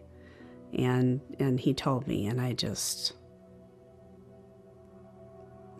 don't even remember.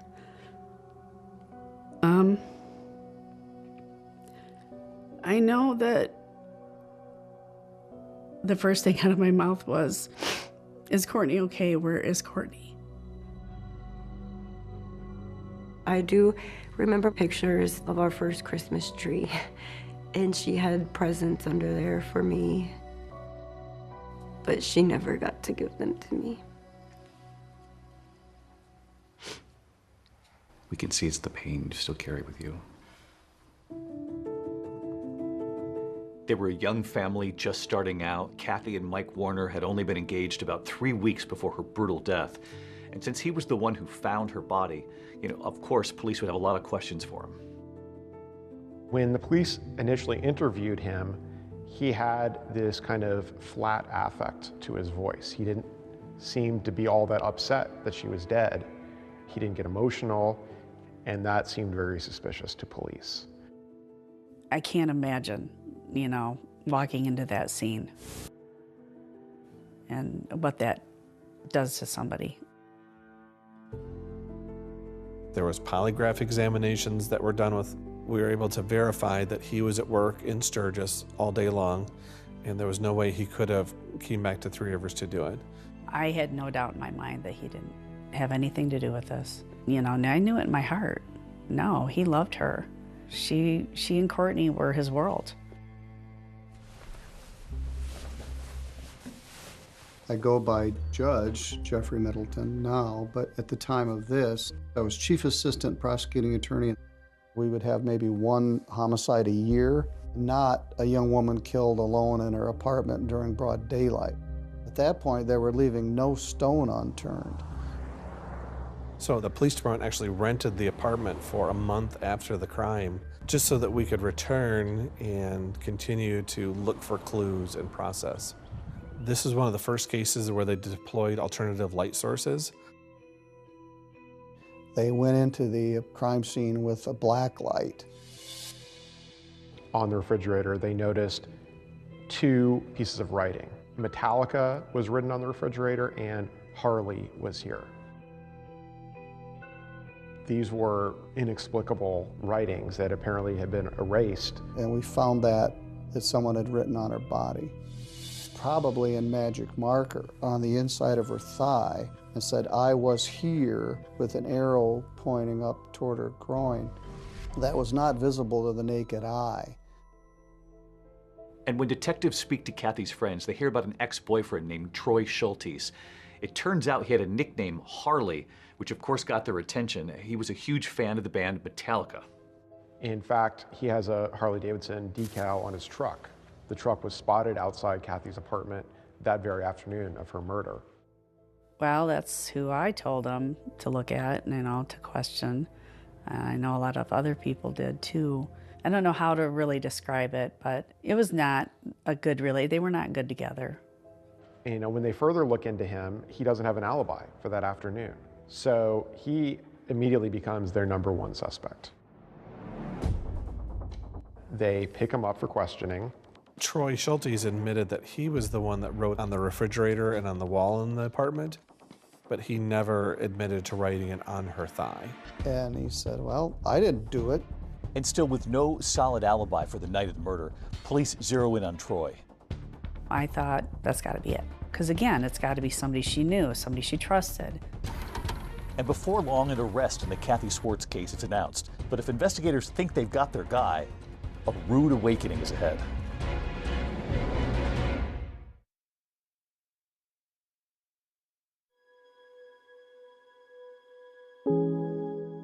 Kathy Swartz's daughter, Courtney, the baby left standing in her crib after her mother was brutally murdered, is a mother herself now. Why are you breaking everything? And she and her 4 children have stayed in Three Rivers, Michigan, finding comfort in a mother that she lost when she was just a baby. I do bring the kids out here for like holidays, her birthday, but I also do come out here a lot by myself too. Back in 1988, police believed they found the perpetrator who brutally murdered Courtney's mother, the man whose nickname was scrawled across her refrigerator, her ex-boyfriend, Troy Schultes. You look at that and you think, well, that's somebody leaving a calling card behind that they were there. Without any kind of solid alibi and now under a cloud of suspicion, Troy is arrested, he's charged, and he pleads not guilty. We had the fingerprints, but we also had a sample of blood that was left behind. We believe because Kathy fought back that whoever the killer was had sustained an injury, and Troy's blood type did not match. They take fingerprints and footprints from him, and those prints also do not match. So the charges were dismissed. As it turns out, he was wrongfully arrested and wrongfully charged. So with the investigation now back at square one, the Three Rivers Police Department, they refocused on matching the fingerprint and the footprint found at the crime scene to the killer.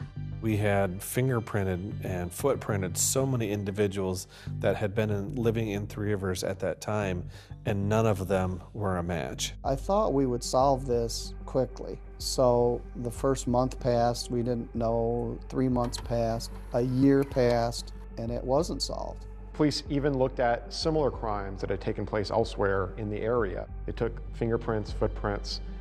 There was no match. And the case got colder and colder.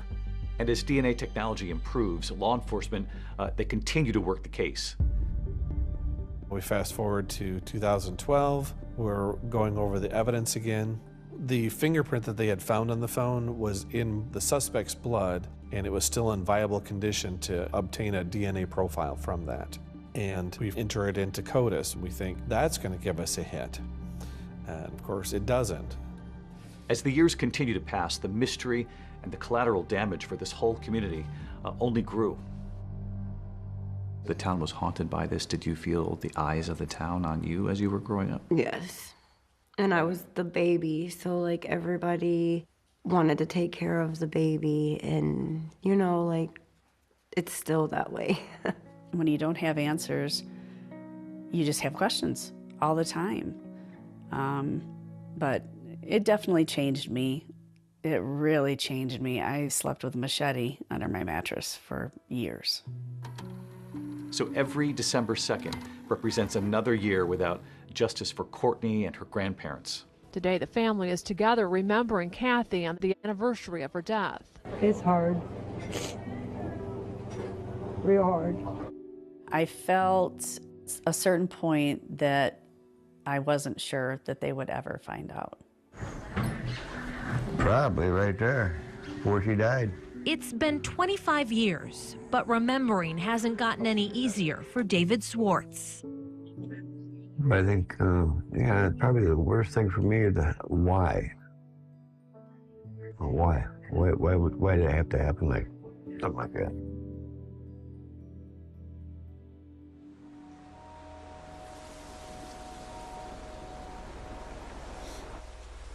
When you look at these kinds of cases around the country, there is generally an investigator or a detective who never gives up. Yes. And in this case, it was Jeffrey Middleton. Yes. He's a great guy. What was it, do you think, that kept him going on this case for so long? He was young, just starting out, and this was really the only cold case in our town. I spent more time on this case than any other case in my entire career. Sometimes in later years, I would pretend I was on vacation and lock myself in the library and just go through this file. As Courtney got older, she would call me sometimes and ask if I knew anything, and I never had any answers. Police have DNA, fingerprints, and a lot of physical evidence. What they don't have is the person who murdered a 19-year-old Three Rivers woman in 1988. Here's a lot of the evidence right from property. Eventually, the Three Rivers Police Department decided to partner with the Michigan State Police. They're convinced that with advances in DNA testing technology, that the Kathy Swartz case can finally be solved. In Kathy's case, we had DNA that was in CODIS, and we had not gotten a match. We'd exhausted, the fingerprints, and these things which normally get us a hit did not. So I honestly felt like the genetic genealogy was our only chance for solving this case. And then 3 years ago, Othram, a forensics lab in Texas, now enters the picture. Promising something everyone close to the Kathy Swartz case has waited decades for: answers. Othram uses DNA technology to help identify victims and perpetrators when law enforcement cannot. They knew that it was an unknown male contributor to that DNA, but they didn't know who it was. But all these years later, they said, well, look at this and see if there's something you can do with it. And you were convinced you could? We were absolutely certain that we could help the Michigan State Police work this case. They said, we'll get you a lead back. We're not going to guarantee that it's the lead, but we'll get you a lead. They had over 1,000 suspects. All of a sudden, it's narrowed down to 4. It was our breakthrough.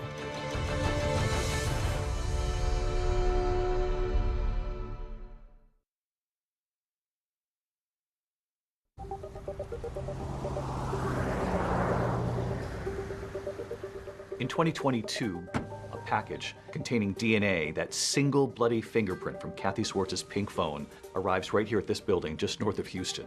To the outsider, it looks like just another office building, but what's actually happening inside, in these labs, is now changing how investigations across this country are being solved. This is the headquarters of Othram, a cutting-edge forensics lab that's been mentioned in some of today's most talked-about criminal investigations. And Othram has been credited by law enforcement with helping to solve cases that have been unsolvable for years now. How are you? Hi, it's good to see you. Good to see you. How are you? Yeah, Thank you. Welcome to Othram. David and Kristen Middleman are the husband and wife team behind all of this. Everything you see on our right side will be forensic. Everything you see on the left side will be research. Not every case is suitable for DNA testing right now. Burnt remains, exploded remains, really difficult mixtures. But we hope that one day we live in a world where every case can be suitable for DNA testing. So you'll hold on to remains for a while and keep trying. We don't give up ever. The Middleman's partnership, both in work and in life, actually began over a few blind mice.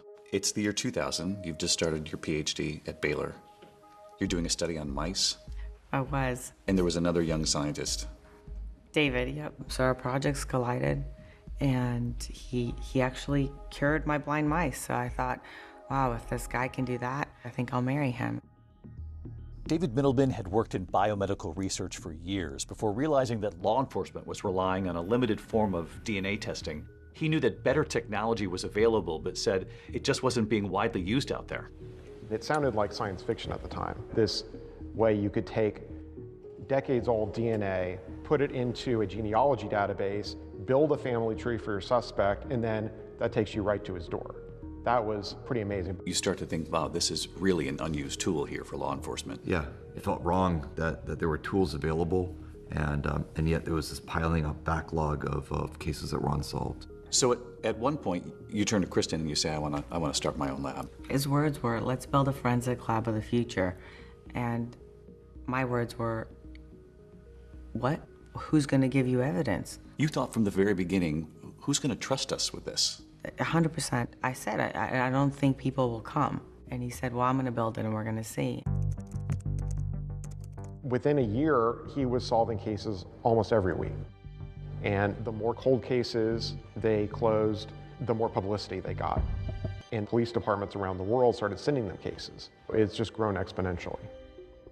In terms of publicly announced solves, Othram is #1 in the world. That includes homicides, rapes, unidentified bodies that they've been able to give names to.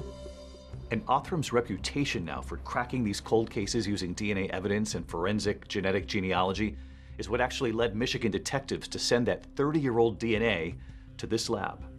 In the Kathy Swartz case, this DNA was how old when it got here from that pink phone? It was decades old, and in spite of being so old, the DNA was still intact and usable for testing. You knew right away this was suitable, and this was just his DNA, the suspect's. Yeah, the DNA was a single unknown male contributor. It's a small sample, but in spite of that, there's anywhere from hundreds to thousands of cells worth of DNA. So if you touch David's hand, how much DNA, how many cells have you left there? Hundreds of cells. Hundreds of cells on his hand, and sometimes you're dealing with 10, 15. Even less. From years ago. Yeah. And still able to solve the case. It's a very, very sensitive technology. In this Kathy Swartz case, you've chemically labeled all the different parts of the DNA in this room right here, and what do you do with it from there? It is now ready to actually be read. This particular DNA sequencer is one of the most powerful sequencers This on here Earth. with the green? Yes. Give me a comparison to what authorities used to have to deal with. What would the DNA sequence reveal versus what you can reveal with the DNA sequencing from this machine now? Sure. So for the last 30 years, people have used a different kind of DNA testing technology that can measure 20 data points in the DNA. This machine actually can read out the entire sequence. So whereas you might get 20 data points in the earlier versions of this technology, this machine could give you anywhere from 100,000 to 1 million data points. 100,000 to 1 million? 100,000 to 1 million data points. So now that you have this sequencing that they just didn't have access to years ago, in this particular case, for example, what do you then do with that? So with the data file that comes out that might have 100,000 to 1 million DNA markers, you can do a lot more, including genetic genealogy and that search for distant relatives. You're taking what in many cases is a very old DNA sample from these cold cases. You're expanding the DNA sequence, but you're also able to take that information now and put it up against vast public data now, because families and relatives and third cousins and fourth cousins have put all of this information out there, and it would seem that this might unlock cold cases everywhere. Correct. At that point, Othram's in-house genealogy team takes over to build a family tree for the suspected killer of Kathy Swartz. These types of crimes going unsolved have a ripple effect across society, not just the victim and the family not having answers, but the law enforcement that worked the case for decades, consumed by a case they can't solve. Finding those investigators and then gaining their trust is what Othram says has been critical to their success in helping to crack these cases. In those early years, you have no background in law enforcement. Are you essentially making cold calls to police stations? I spent my time almost exclusively talking to law enforcement. You live in Texas, and you know if you want to land a case in Texas, you got to get to the Texas Rangers. But how did you convince them that we've got a tool here? Well, the one that I've done the most work with is Ranger Brandon Bess. Brandon Bess is almost out of central casting for a Texas Ranger. He's this imposing man with his white hat. When David Middleman founded Othram, nobody had heard of them. And when Bess visited in 2019, he was really kind of taken aback. David walks in this room, and it's to speak to David's confidence in that he's wearing a t-shirt that's about 2 sizes too small. He's wearing jeans that have holes in them. It looks like he hadn't slept in 14 days. his hair standing up. I have instant respect for him because I can tell this is a guy that doesn't give up. Bess came away impressed. He heard about the opportunity to solve a cold case, and he thought, let's team up. And he had one case in mind. They told me it was the most heinous thing that had ever happened that was unsolved in Beaumont. That other case, that young school teacher, 31-year-old Catherine Edwards. 911, what's your emergency? Get me the police, please. What was unique about this case? The victim was a school teacher, well liked by everyone. And there was no sign of forced entry. So it's just a very odd situation. It didn't add up. This is a crime of violence, a crime of passion, a crime of control. It gives you chills even today. Even today, yes, even today. Either it was someone that she knew or someone that presented themselves as an officer. It was almost like whispered in the hallways, it could be one of our own.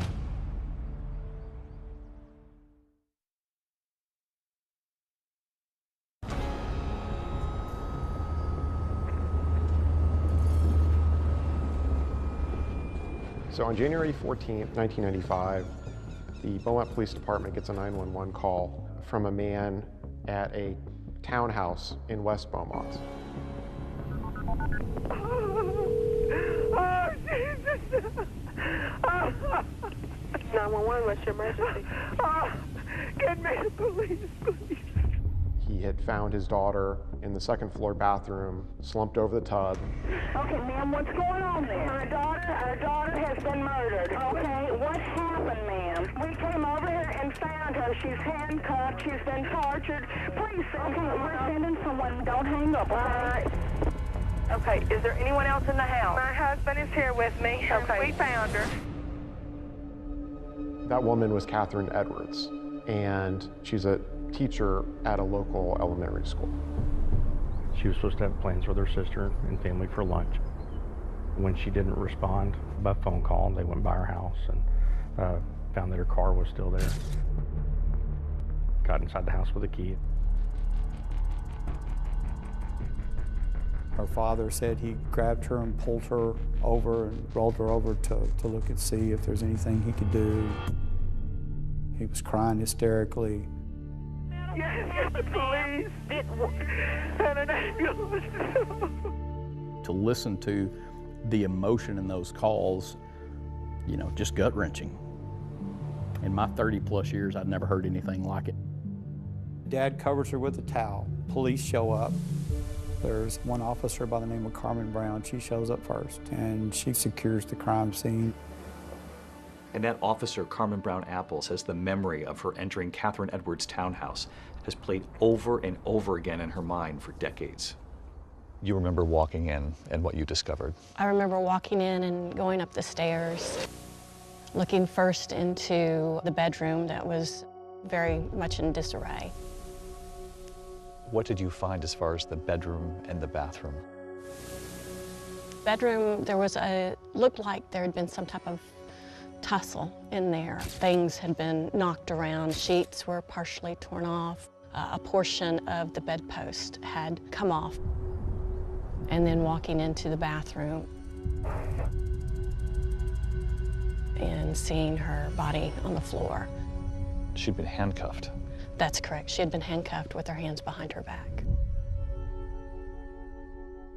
When her mother said her name, yes, you thought, I know her. I know her. I went to college with her. We were in sororities together. She was so full of life and so friendly and so nice. That just always stuck with me. To come to the scene and then suddenly realize it was Mary Catherine, it just knocked me for a minute. It gives you chills even today. Even today, yes, even today. She is not your typical victim by any stretch of the circumstance. It was an extremely unusual case.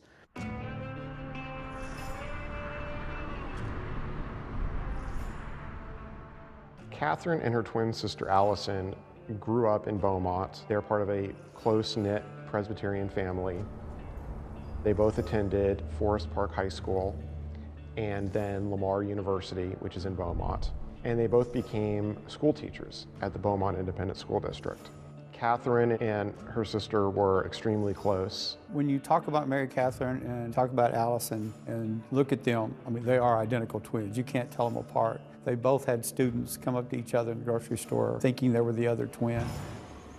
Investigators learned that her sister Allison was likely the last person, aside from the killer obviously, to see Catherine alive. Allison would tell detectives that her twin sister arrived at her house after work to pick up her beloved beagle, Maggie. She came by, visited with her sister, went home. From what we can tell, she had had a glass of wine and just kind of was relaxing and about to go to bed. And I think the last time she was heard from was about 8 o'clock that night. One of the neighbors told police that he heard someone clomping down the stairs overnight on the night of January 13th.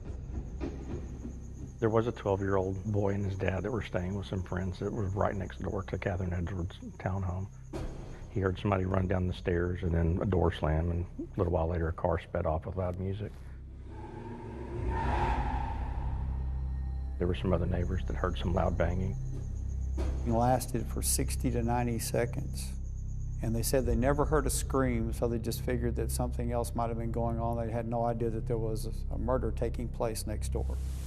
Crime scene investigators found that there was no sign of forced entry, which is significant because it either meant that Catherine had kept her door unlocked or had potentially recognized her killer and let him in.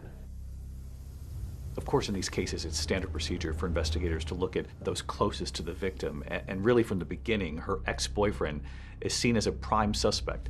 But critical evidence from the scene actually points in a different direction.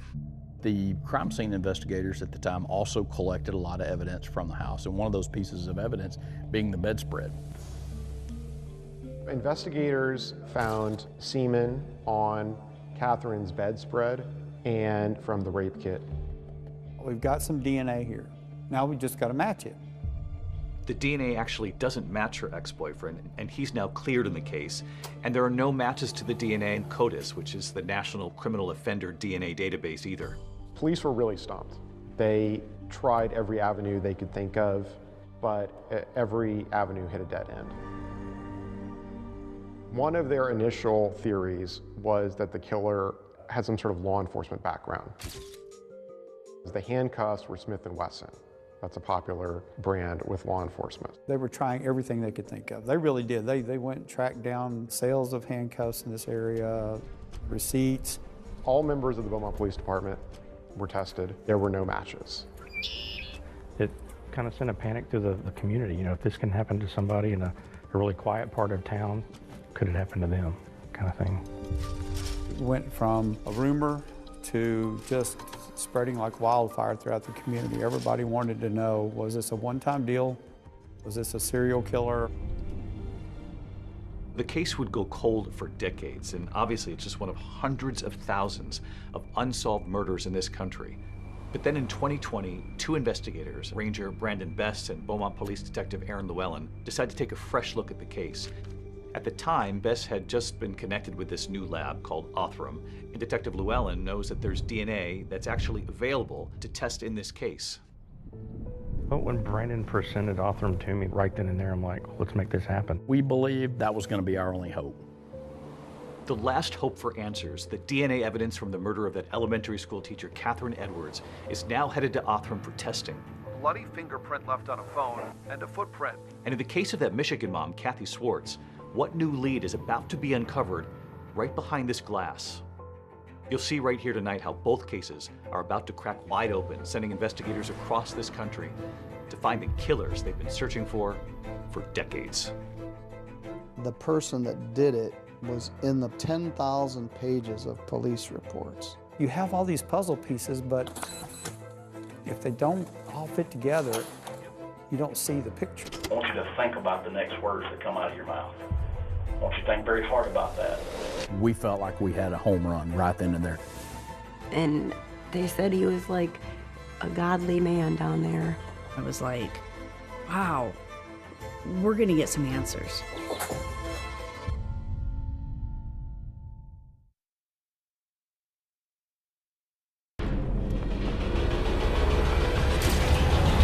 Tonight, two horrible murders.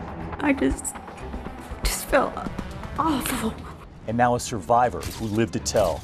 I was just like, I can't tell him. I'll never tell anybody what happened. What did your daughter do? She's been murdered! It gives you chills even today. Even today. That someone had written on her body, on the inside of her thigh, and said, "I was here." But only one way to solve them after years of going cold.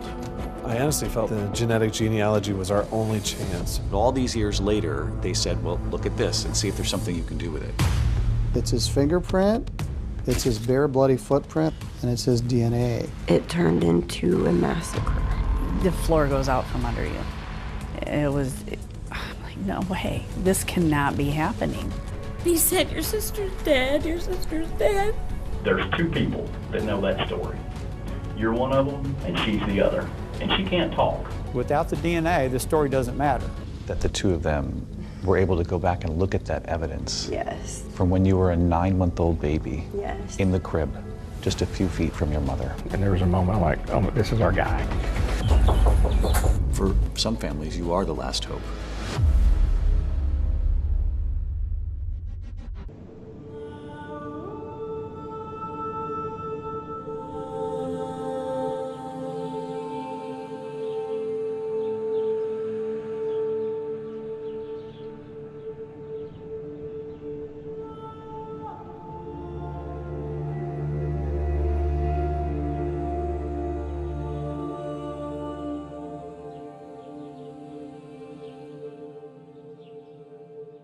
Courtney Swartz's childhood was clouded in mystery.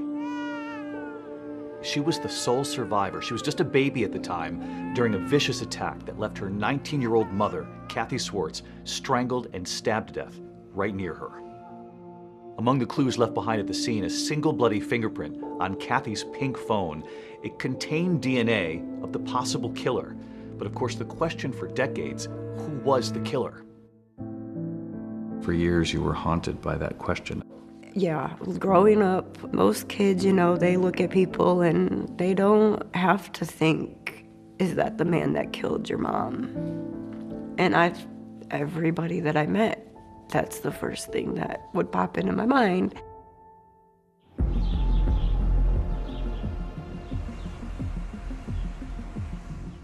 This is the original file from 1988. When you have your files in a cold case, the killer's name, it's in there somewhere. The profilers really believed that whoever it was would return to her gravesite. And for years, that was part of our initial rookie training program was, this is Kathy Swartz's gravesite. If you see somebody at that gravesite, you need to stop and identify them because they could be a prime suspect in the murder.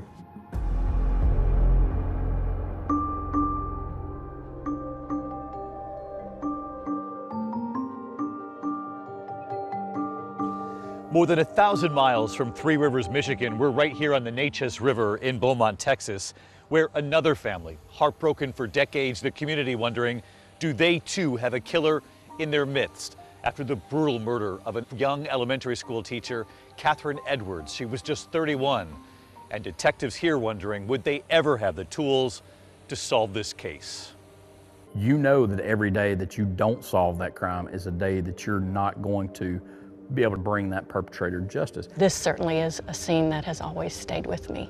And you retired, and when you left the force, at that point it had not been solved. That's correct. Every now and then, someone would dust off the case file and start looking at it with fresh eyes, and I always thought, maybe this time something will spark and we'll catch whoever did this. It would turn out that spark, the one that would finally reignite the whole investigation into the murder of Catherine Edwards, was actually coming, thanks to a major leap forward in forensic technology.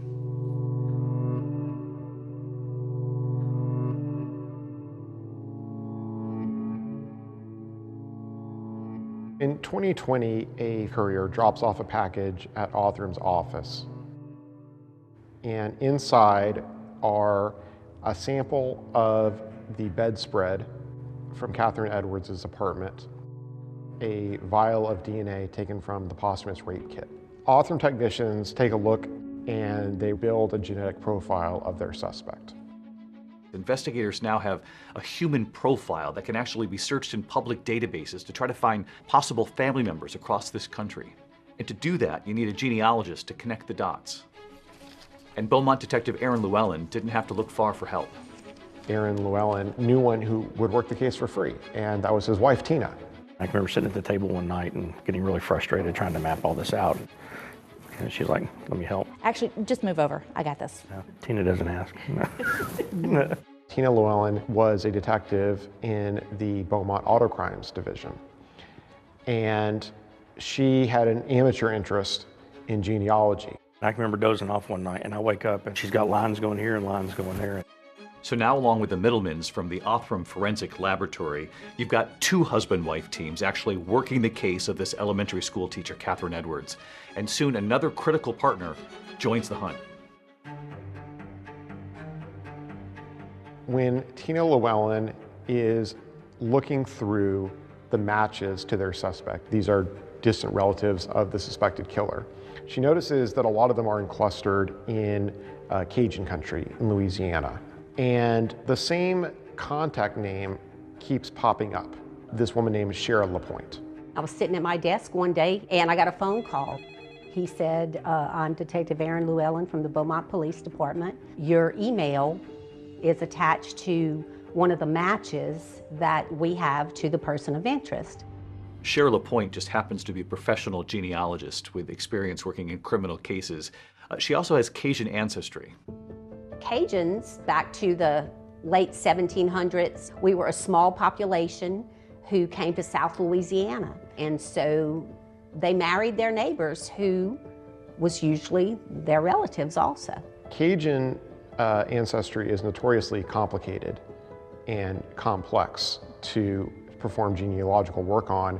I knew it was going to be a challenge from the start.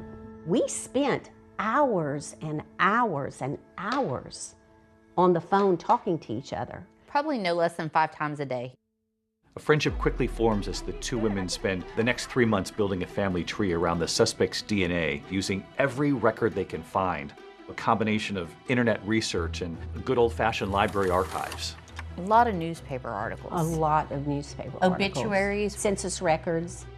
I remember I got to a couple in Beaumont, and there are yearbook records of 2 sons that couple had. And the first one we came across, he was the right age. He went to the same high school with our victim. Aaron goes and does research and finds out that he had a criminal history from here, and it was a prior sexual assault that had occurred in 1981. And there was a moment like, oh, this is our guy. And the details of that assault set off alarm bells for detectives. There were a lot of similarities in that case that mimicked Catherine Edwards' case. The victim's hands were bound behind her back, and she was sexually assaulted. We felt like we had a home run right then and there. Suddenly they realized that this suspect had a second victim. The difference this time, the victim survived and lived to tell. He started telling me that he was training to become a policeman and stuff. He was like, I'll just take you home. I don't know why, but I believed him.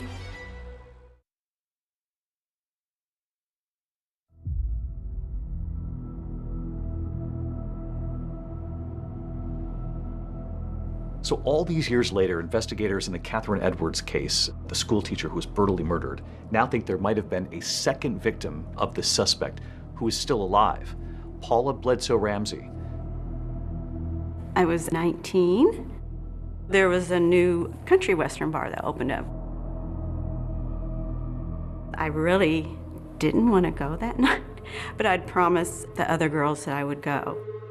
I decided I wanted to leave. I was done. I wanted to get home. The parking lot was mud, and my car was stuck in the mud. I just thought, I'll just walk to the gas station and call my mom. She says a man offered her a ride home. He said his brother's name, and then he said where he went to high school, and then he said, do you go to Forest Park? And I was like, yeah. And then he started telling me that he was training to become a policeman and stuff. And so then he was like, I'll just take you home. And I don't know why, but, you know, I believed him. She realized very quickly that that man wasn't driving in the direction of her home. He started off being very nice. Next thing I know, we're at this field, and then his whole demeanor changed. He drove her to a nearby park, threatened her with a knife, tied her hands behind her back, and raped her in the backseat of the car. Then he dropped her off at her house.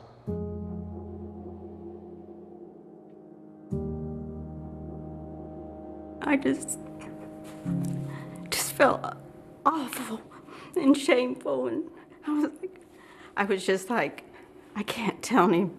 I'll never tell anybody what happened. I don't know. I was kind of like, I don't know if anybody would believe me. You know, is it my fault? Was it my fault?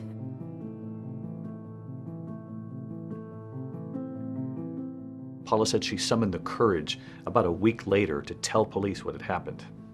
They would soon tell her that they identified the man who attacked her, and it turns out he wasn't a police trainee. He was a 21-year-old salesman in Beaumont. He said, yeah, I did it. I just got carried away. She said that the prosecutor talked to her, said, you know, this is his first offense. We want to plead him to an aggravated assault. She didn't understand what that meant other than he was pleading to a felony and for assaulting her. And so she agreed to the plea bargain agreement. I think today they take it more serious than they did back then. I wanted him to be punished. I think I was just pushing everything down and just trying to focus on with life.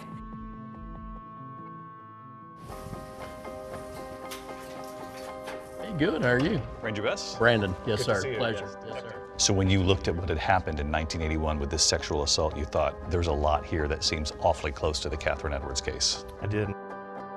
It turns out that the man who pleaded guilty in that 1981 case is a man by the name of Clayton Foreman. Now, this is the same name that turned up in Tina and Shara's genealogy hunt. He was one of two brothers from the family tree that they actually put together. And you might be wondering why his name never surfaced before.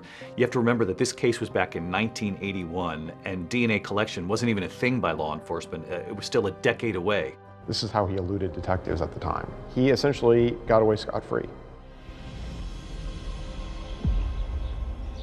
As investigators get closer to solving this mystery, they begin to learn more about Clayton Foreman's background. And in a twist in this case, one of the things they learned is that Clayton Foreman, the suspect, actually went to the same school as Catherine Edwards, the woman who was killed. In fact, they probably walked down the same hallways here at school. And there was something else. Catherine Edwards was actually friends with the suspect's first wife.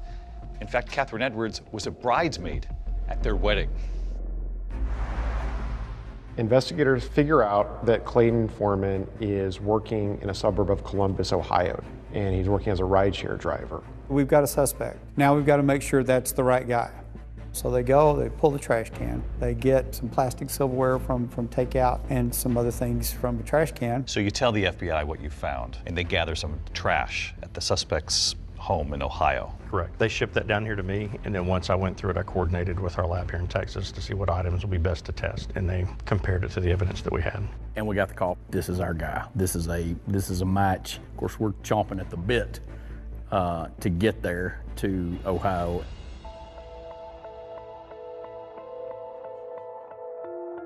So he'd been told that one of his Uber customers had had something taken and that he needed to come down. Maybe you guys could ask him a few questions about it. That's not what you were going to ask him about. No, not at all. What we're here about is we're cold case investigators. Do you want that shock and awe factor? You want him to walk in the room, you want him to see a guy with a cowboy hat on, and he knows that this is not someone from Ohio. We're asking you to visit with us about a crime that we're investigating, okay? You don't have to talk to us at all. He thought we were there just following up on an old case, like, hey, these guys, they don't have anything. They're just asking me all these questions in case they do one day. I don't think he had any idea that we had his DNA. So the crime that we're looking at is the murder of Mary Catherine Edwards. She was murdered in 1995. She and her sister, Allison, were actually in your wedding. Right. And 1982. Were you aware of the crime even? No. You didn't know that Catherine Edwards was murdered? No, sir. Did not. Wedding night only would have been the only time you seen her? Probably so. Okay. Never, obviously, had sex with her? No.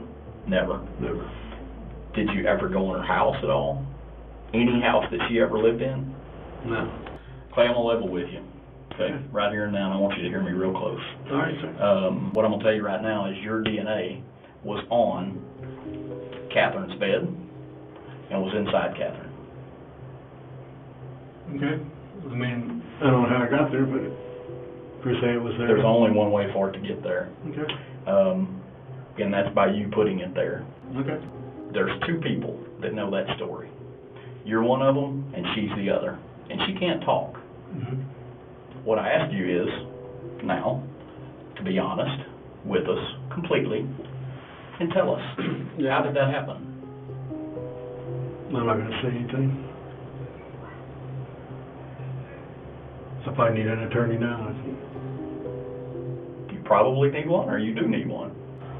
I'll need an attorney. After he makes it outside, that's when we executed the arrest warrant and arrested him. You showed up with the handcuffs that he used on Catherine Edwards. We did, and got to put him on him after we got through interviewing him. Did he know that those were the handcuffs he used? He was told.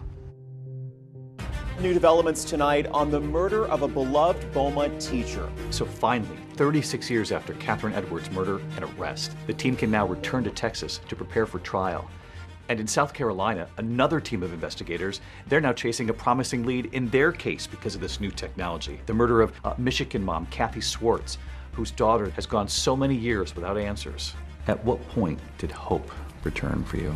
I got a phone call from Sam Smallcombe, and he said, we may have the guy that killed your mom. How can we help you?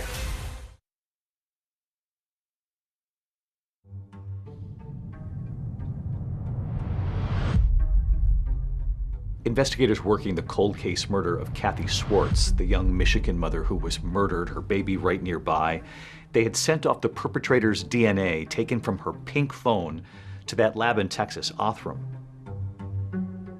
So after 3 decades with no arrests in this case, Othram actually uses their cutting-edge technology to build a comprehensive DNA sequence of who the perpetrator is. So now that you have this sequencing that they just didn't have access to years ago, what do you then do with that? We could use that profile to search a database of people, and in doing this, we can then begin to figure out how these people that are near relatives are arranged on a family tree.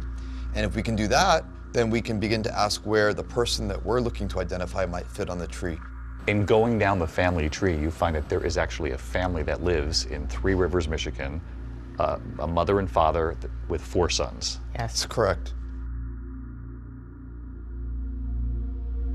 We got the report back, and they believed it was a family that had lived in Three Rivers. The DNA was male, so this narrowed it down to 4 brothers. The youngest brother, Barry, and then there was, the oldest was Sonny Waters, then John Waters, and then Robert Waters.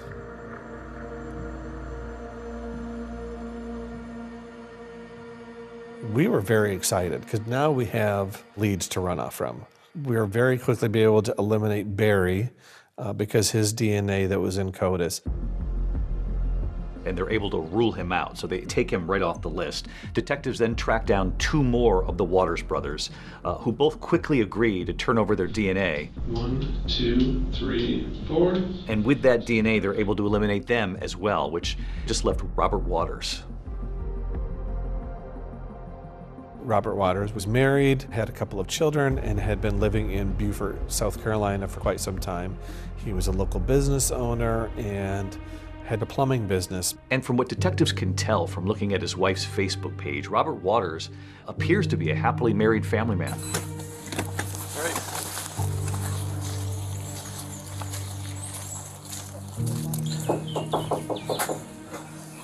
Hey, how you doing? Good morning. Hey, Robert. Morning. How you doing? Good. How are you? How can we help you? I'm Sam Smallcombe from Three Rivers PD. This is Todd Peters from Michigan State Police. Nice to meet you. Nice to meet you, too. Can we talk for just a couple minutes? Sure. Not inconvenience All right. too much? Sure. He seemed like the guy next door that would mow your lawn for you if you were going to be out of town for a week.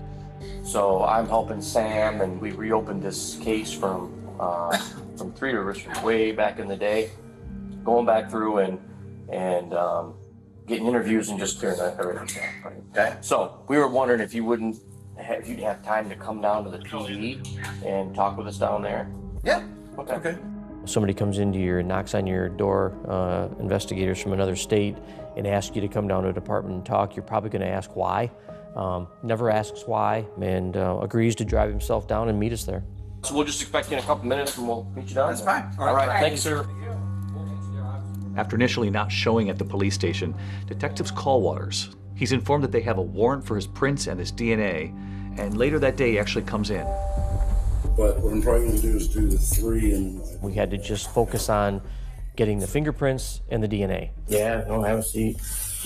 And one of the issues we'd run into is the Beaufort Police Department did not have the fingerprint live scan machine. So we had to use the traditional ink and paper. Hang on for just a second. I got to take a call real quick here. Yes, sir. Hey, sorry to bother you. We're struggling with this print here. Unfortunately, at that police station, they're having trouble actually getting a clean print from Waters. You want to come get your fingers dirty again? We're going to try to do it on just card stock. Okay. So we rolled them a second time, sent those back. Never gets upset about it, never gets worked up about the time. We're going to go flat down. He still just willingly, I guess, hung out with us. So you've got the detectives now waiting for a definitive answer from the lab in Michigan.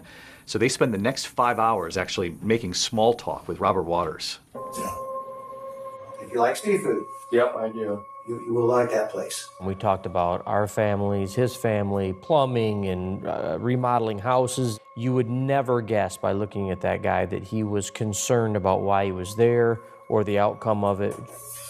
All right. Okay, I just wanted to tell you, we did submit the print that we took from you earlier. It did match to the one at the crime scene. So at this time, you are under arrest for the murder of Kathy Schwartz. Okay? Okay. It really surprised me. He did not really react. I feel like he knew when we showed up that morning that the game was up. Do you remember when you learned that the prints were a match? There was just so many emotions and everything going on that I was just overwhelmed and so excited because finally they had him. So after decades, you have your answer. Yes. 53-year-old Robert Waters, a former Three Rivers resident, now a plumber, husband, father, and accused killer. I didn't recognize his name. Didn't sound familiar to me at all. But investigators always believed that Kathy Schwartz must have known her killer in some way. You'll remember there was no forced entry.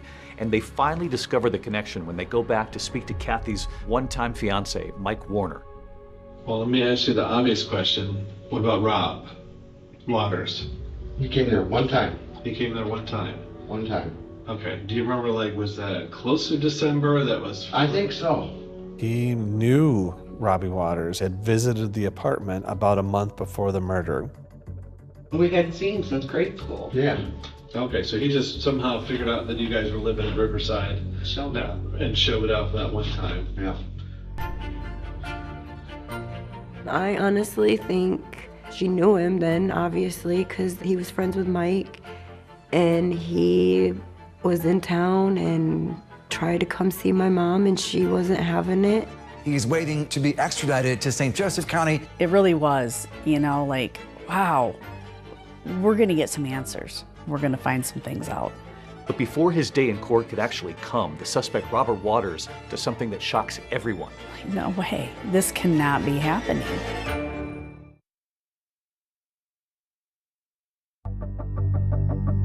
A major breakthrough in a cold case murder out of Three Rivers. And investigators say they have finally arrested a suspect. His name is 53-year-old Robert Waters. Those too tight? No. The plans were already in place. He had waived extradition, so he knew that he's going to be brought back to Michigan. They go down to South Carolina, and they discover that this man had been living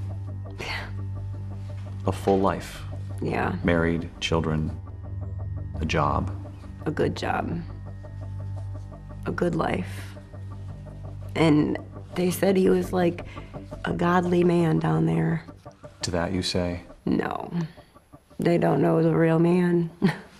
But after evading law enforcement for decades, Robert Waters never makes it back to Michigan. At like 6:30 in the morning, I received a call from an investigator from Beaufort, and she had explained that she had just come from the jail and that Robert Waters had hung himself in his cell.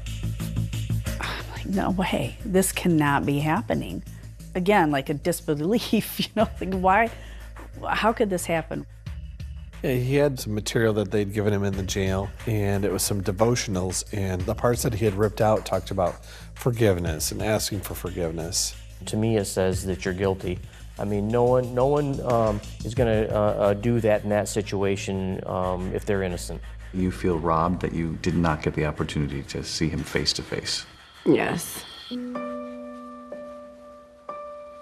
I just wanted him to feel my presence in the room. What would you have said to him in court? I don't think I would have said anything. I just think I would have walked in, and my presence is enough words for him. He would have seen that baby Yeah. that he left there in that crib all And probably my mom, because I look like her, they say. He's a coward. To take her away from all of us in the manner that he did, and then he got to go live his life. You're not gonna give us any answers. I mean, he's just a coward. But remember, there are 2 cases here that have been unlocked by this new technology. And back in Beaumont, Texas, Catherine Edwards' loved ones are determined to see the suspect in that case, Clayton Foreman, the man charged with murdering her, face a jury. Clayton Foreman goes on trial in March of 2024 in Beaumont. He is charged with capital murder. Clayton Bernard Foreman, how do you plead to the indictment, guilty or not guilty? Not guilty. There were family there, there were friends there, there were former students of Catherine's that were there to see that justice was going to be served. Prosecutors begin by playing that 911 call Catherine's parents made for the jury. Police. What's going on? I found my daughter murdered. That 911 tape was very impactful to start the trial off with. That really gets you involved and to know that something horrible happened. You know, Catherine's parents did not live to see the man accused of killing their daughter arrested. So this is left now to the twin sister, Allison, to tell jurors about her sister. Are you related to Mary Catherine Edwards? Yes, she was my twin sister. Allison is now 60 years old, and she offered really powerful testimony about growing up with Catherine. She just was always very nurturing and loving to people. And if anyone had a problem, they would come to her, and she would talk to strangers and make friends with people and compliment people, and just was an amazing person. Allison recalls the afternoon where her sister's body was discovered. Catherine just never showed up to this lunch. So eventually her father, Lum, agreed to go check on her. And my dad answered the phone. And he was frantic. And he said, "Your sister's dead, your sister's dead." And it was just heartbreaking to see. I mean, her twin, identical twin, is what she would have looked like today if she was alive, and there she is up on the stand testifying. And the emotion and the love and the hurt, all of it came out and was so impactful with the jury. Allison said when Catherine died, she thought her parents died a little bit that day too. It was horrible. They were never the same. But we decided as a family after that happened that we were gonna not let what happened kill us too, and that we were gonna live to honor her, and that's what we always did after that. In a heart-crushing moment, Allison shares with the jury how she honored her sister after her death. 4 years later, I had a daughter, and her name is Catherine. Catherine Ann, after my sister. And she never got to know her.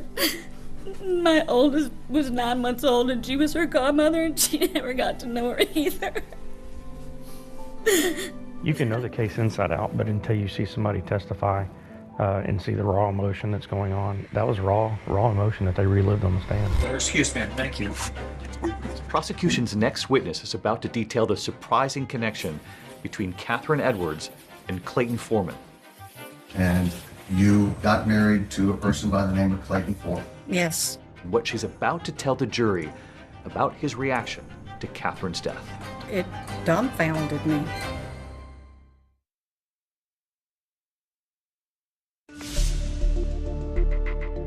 Jurors in the trial of Clayton Foreman, the man accused of killing that school teacher, Catherine Edwards, are now hearing about this investigation that took nearly 30 years, and all of it now culminating with this cutting-edge DNA testing done by that Texas lab, Othram.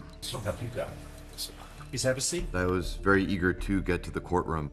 I work at Othram. We'll do the testing, and it will result in the building of a DNA profile to generate new leads in the investigation. It's one thing to solve a case, and it's another to be able to defend how that work was done, allow it to be interrogated openly and critiqued. We want to see at least 50% of the markers, and you can see that in actuality we have, it looks like 87%. So that's far in excess of what is necessary to produce a workable profile. Without the DNA, the story doesn't matter. That's that one puzzle piece that puts it all together. So prosecutors want the jurors now to hear from the woman who can actually detail the connection between that school teacher, Catherine Edwards, and Clayton Foreman. She was married to him. My name's Diana Coate. And remember, Catherine Edwards and her twin sister were actually bridesmaids at the wedding. Were they friends of yours in high school? Yes. She also testified that while she was married to Foreman, she actually discovered something unnerving in his car. You had found a briefcase in the trunk of the defendant's car, is that correct? That's correct. All right. What was inside the briefcase? There was a gun, a set of handcuffs, and some horrible pornographic material. Okay. Regarding the gun, was there any reason for him to have a gun that you knew of at the time? No reason. I mean... Is there any reason that you knew of that he would have a pair of handcuffs in the back of his trunk? No. Did you ever talk to him about that? No. I didn't know what he would say. I didn't know what he would do. And later, when questioned by the defense, Diana said she never saw the briefcase again.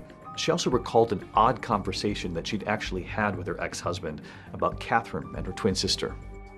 He had told me that in high school, he would see them in the hall and he always thought they were so cute because they were twins, and he felt as though he wanted to make sure he protected them. After 11 years of marriage, Diana and Foreman divorced, but they continue to stay in touch. And she tells jurors how 2 years later, in 1995, she actually called her ex-husband after finding out that Catherine had been murdered. Was that very upsetting to you? Yes. When you told him, how did he react? He didn't. It was very shocking to me. It had like no feeling whatsoever, and just basically was like, oh, really? And it dumbfounded me. Okay. Excuse me, thank you. And there was one more witness jurors would hear from, Paula Ramsey, Foreman's victim from 1981. It had been decades since Paula had even heard the name of the man who assaulted her. It was a Friday, and I was at work. My phone rang, and it said Beaumont Police. This emotion came over me, and I was like, what, is someone messing with me? And on the other end of the line was Detective Llewellyn. He said he's a suspect in a murder. And that's when he started telling me about the DNA. And he said, it is a cold case murder. And I was like, you don't even have to ask. I will go. I will testify. We hung up. I just broke down. I mean, you just go back to being that girl again, where that fear and all of it just kind of consumes you again. And so suddenly, all these years later, in a courtroom full of strangers, Paula is telling her story about how she was assaulted by Foreman. Did he do something with your hands?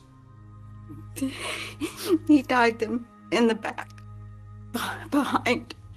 He took your hands, put them behind you, and to secure them with an object. Do you believe that object may have been a belt? Yes. Did he threaten to cut your throat if you didn't do what he wanted? Yes. I just kind of blocked out everything else and just focused on the questions.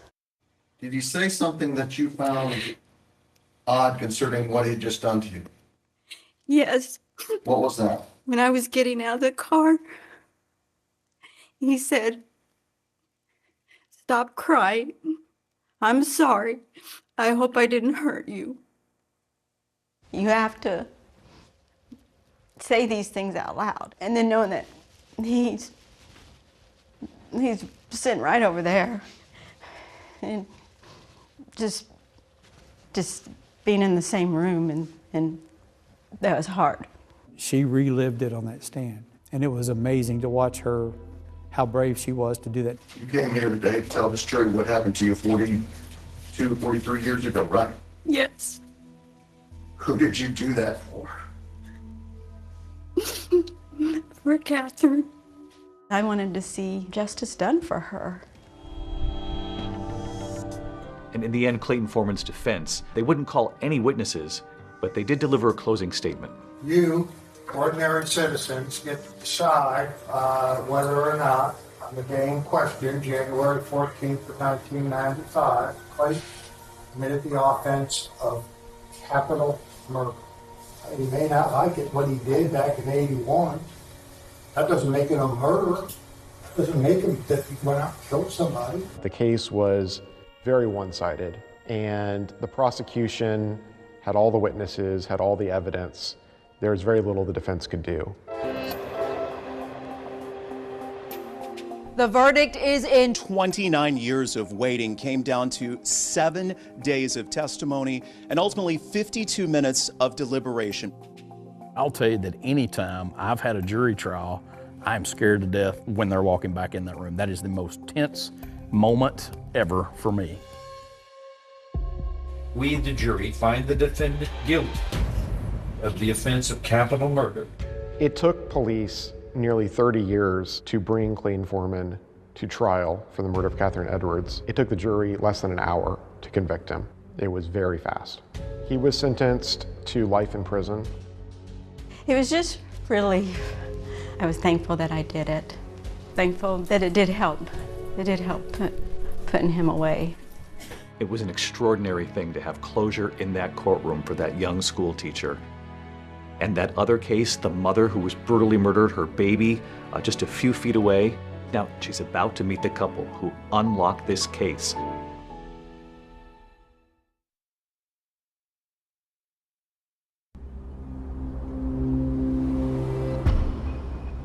As we stand here today, all these years later, it's so peaceful and quiet here. It's hard to imagine what played out behind us. It is. Thankfully, the detectives worked very, very hard on this. And never gave up. Never gave up, and they solved it. Detective Llewellyn called me, and he said, "Hey, Carmen, you remember how you said you always wanted that case solved before you retired?" Well, I know you've retired, but I think we got him, and he did. I can see the satisfaction on your face. Justice after all these years. After all these years, absolutely. Justice, finally, for that elementary school teacher, Catherine Edwards. And in the second case, justice as well for Kathy Swartz's daughter, Courtney. Hi, Courtney. Hello. Hi. So these are the two who helped solve the case. Hello, Kristen.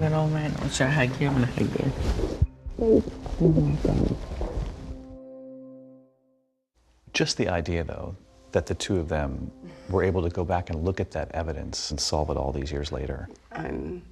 I can't even, I don't even have no words. You don't need words. I'm glad you have answers. Thank you. It's unbelievable just in my career to see, like, when I started in '97 to where we're at today.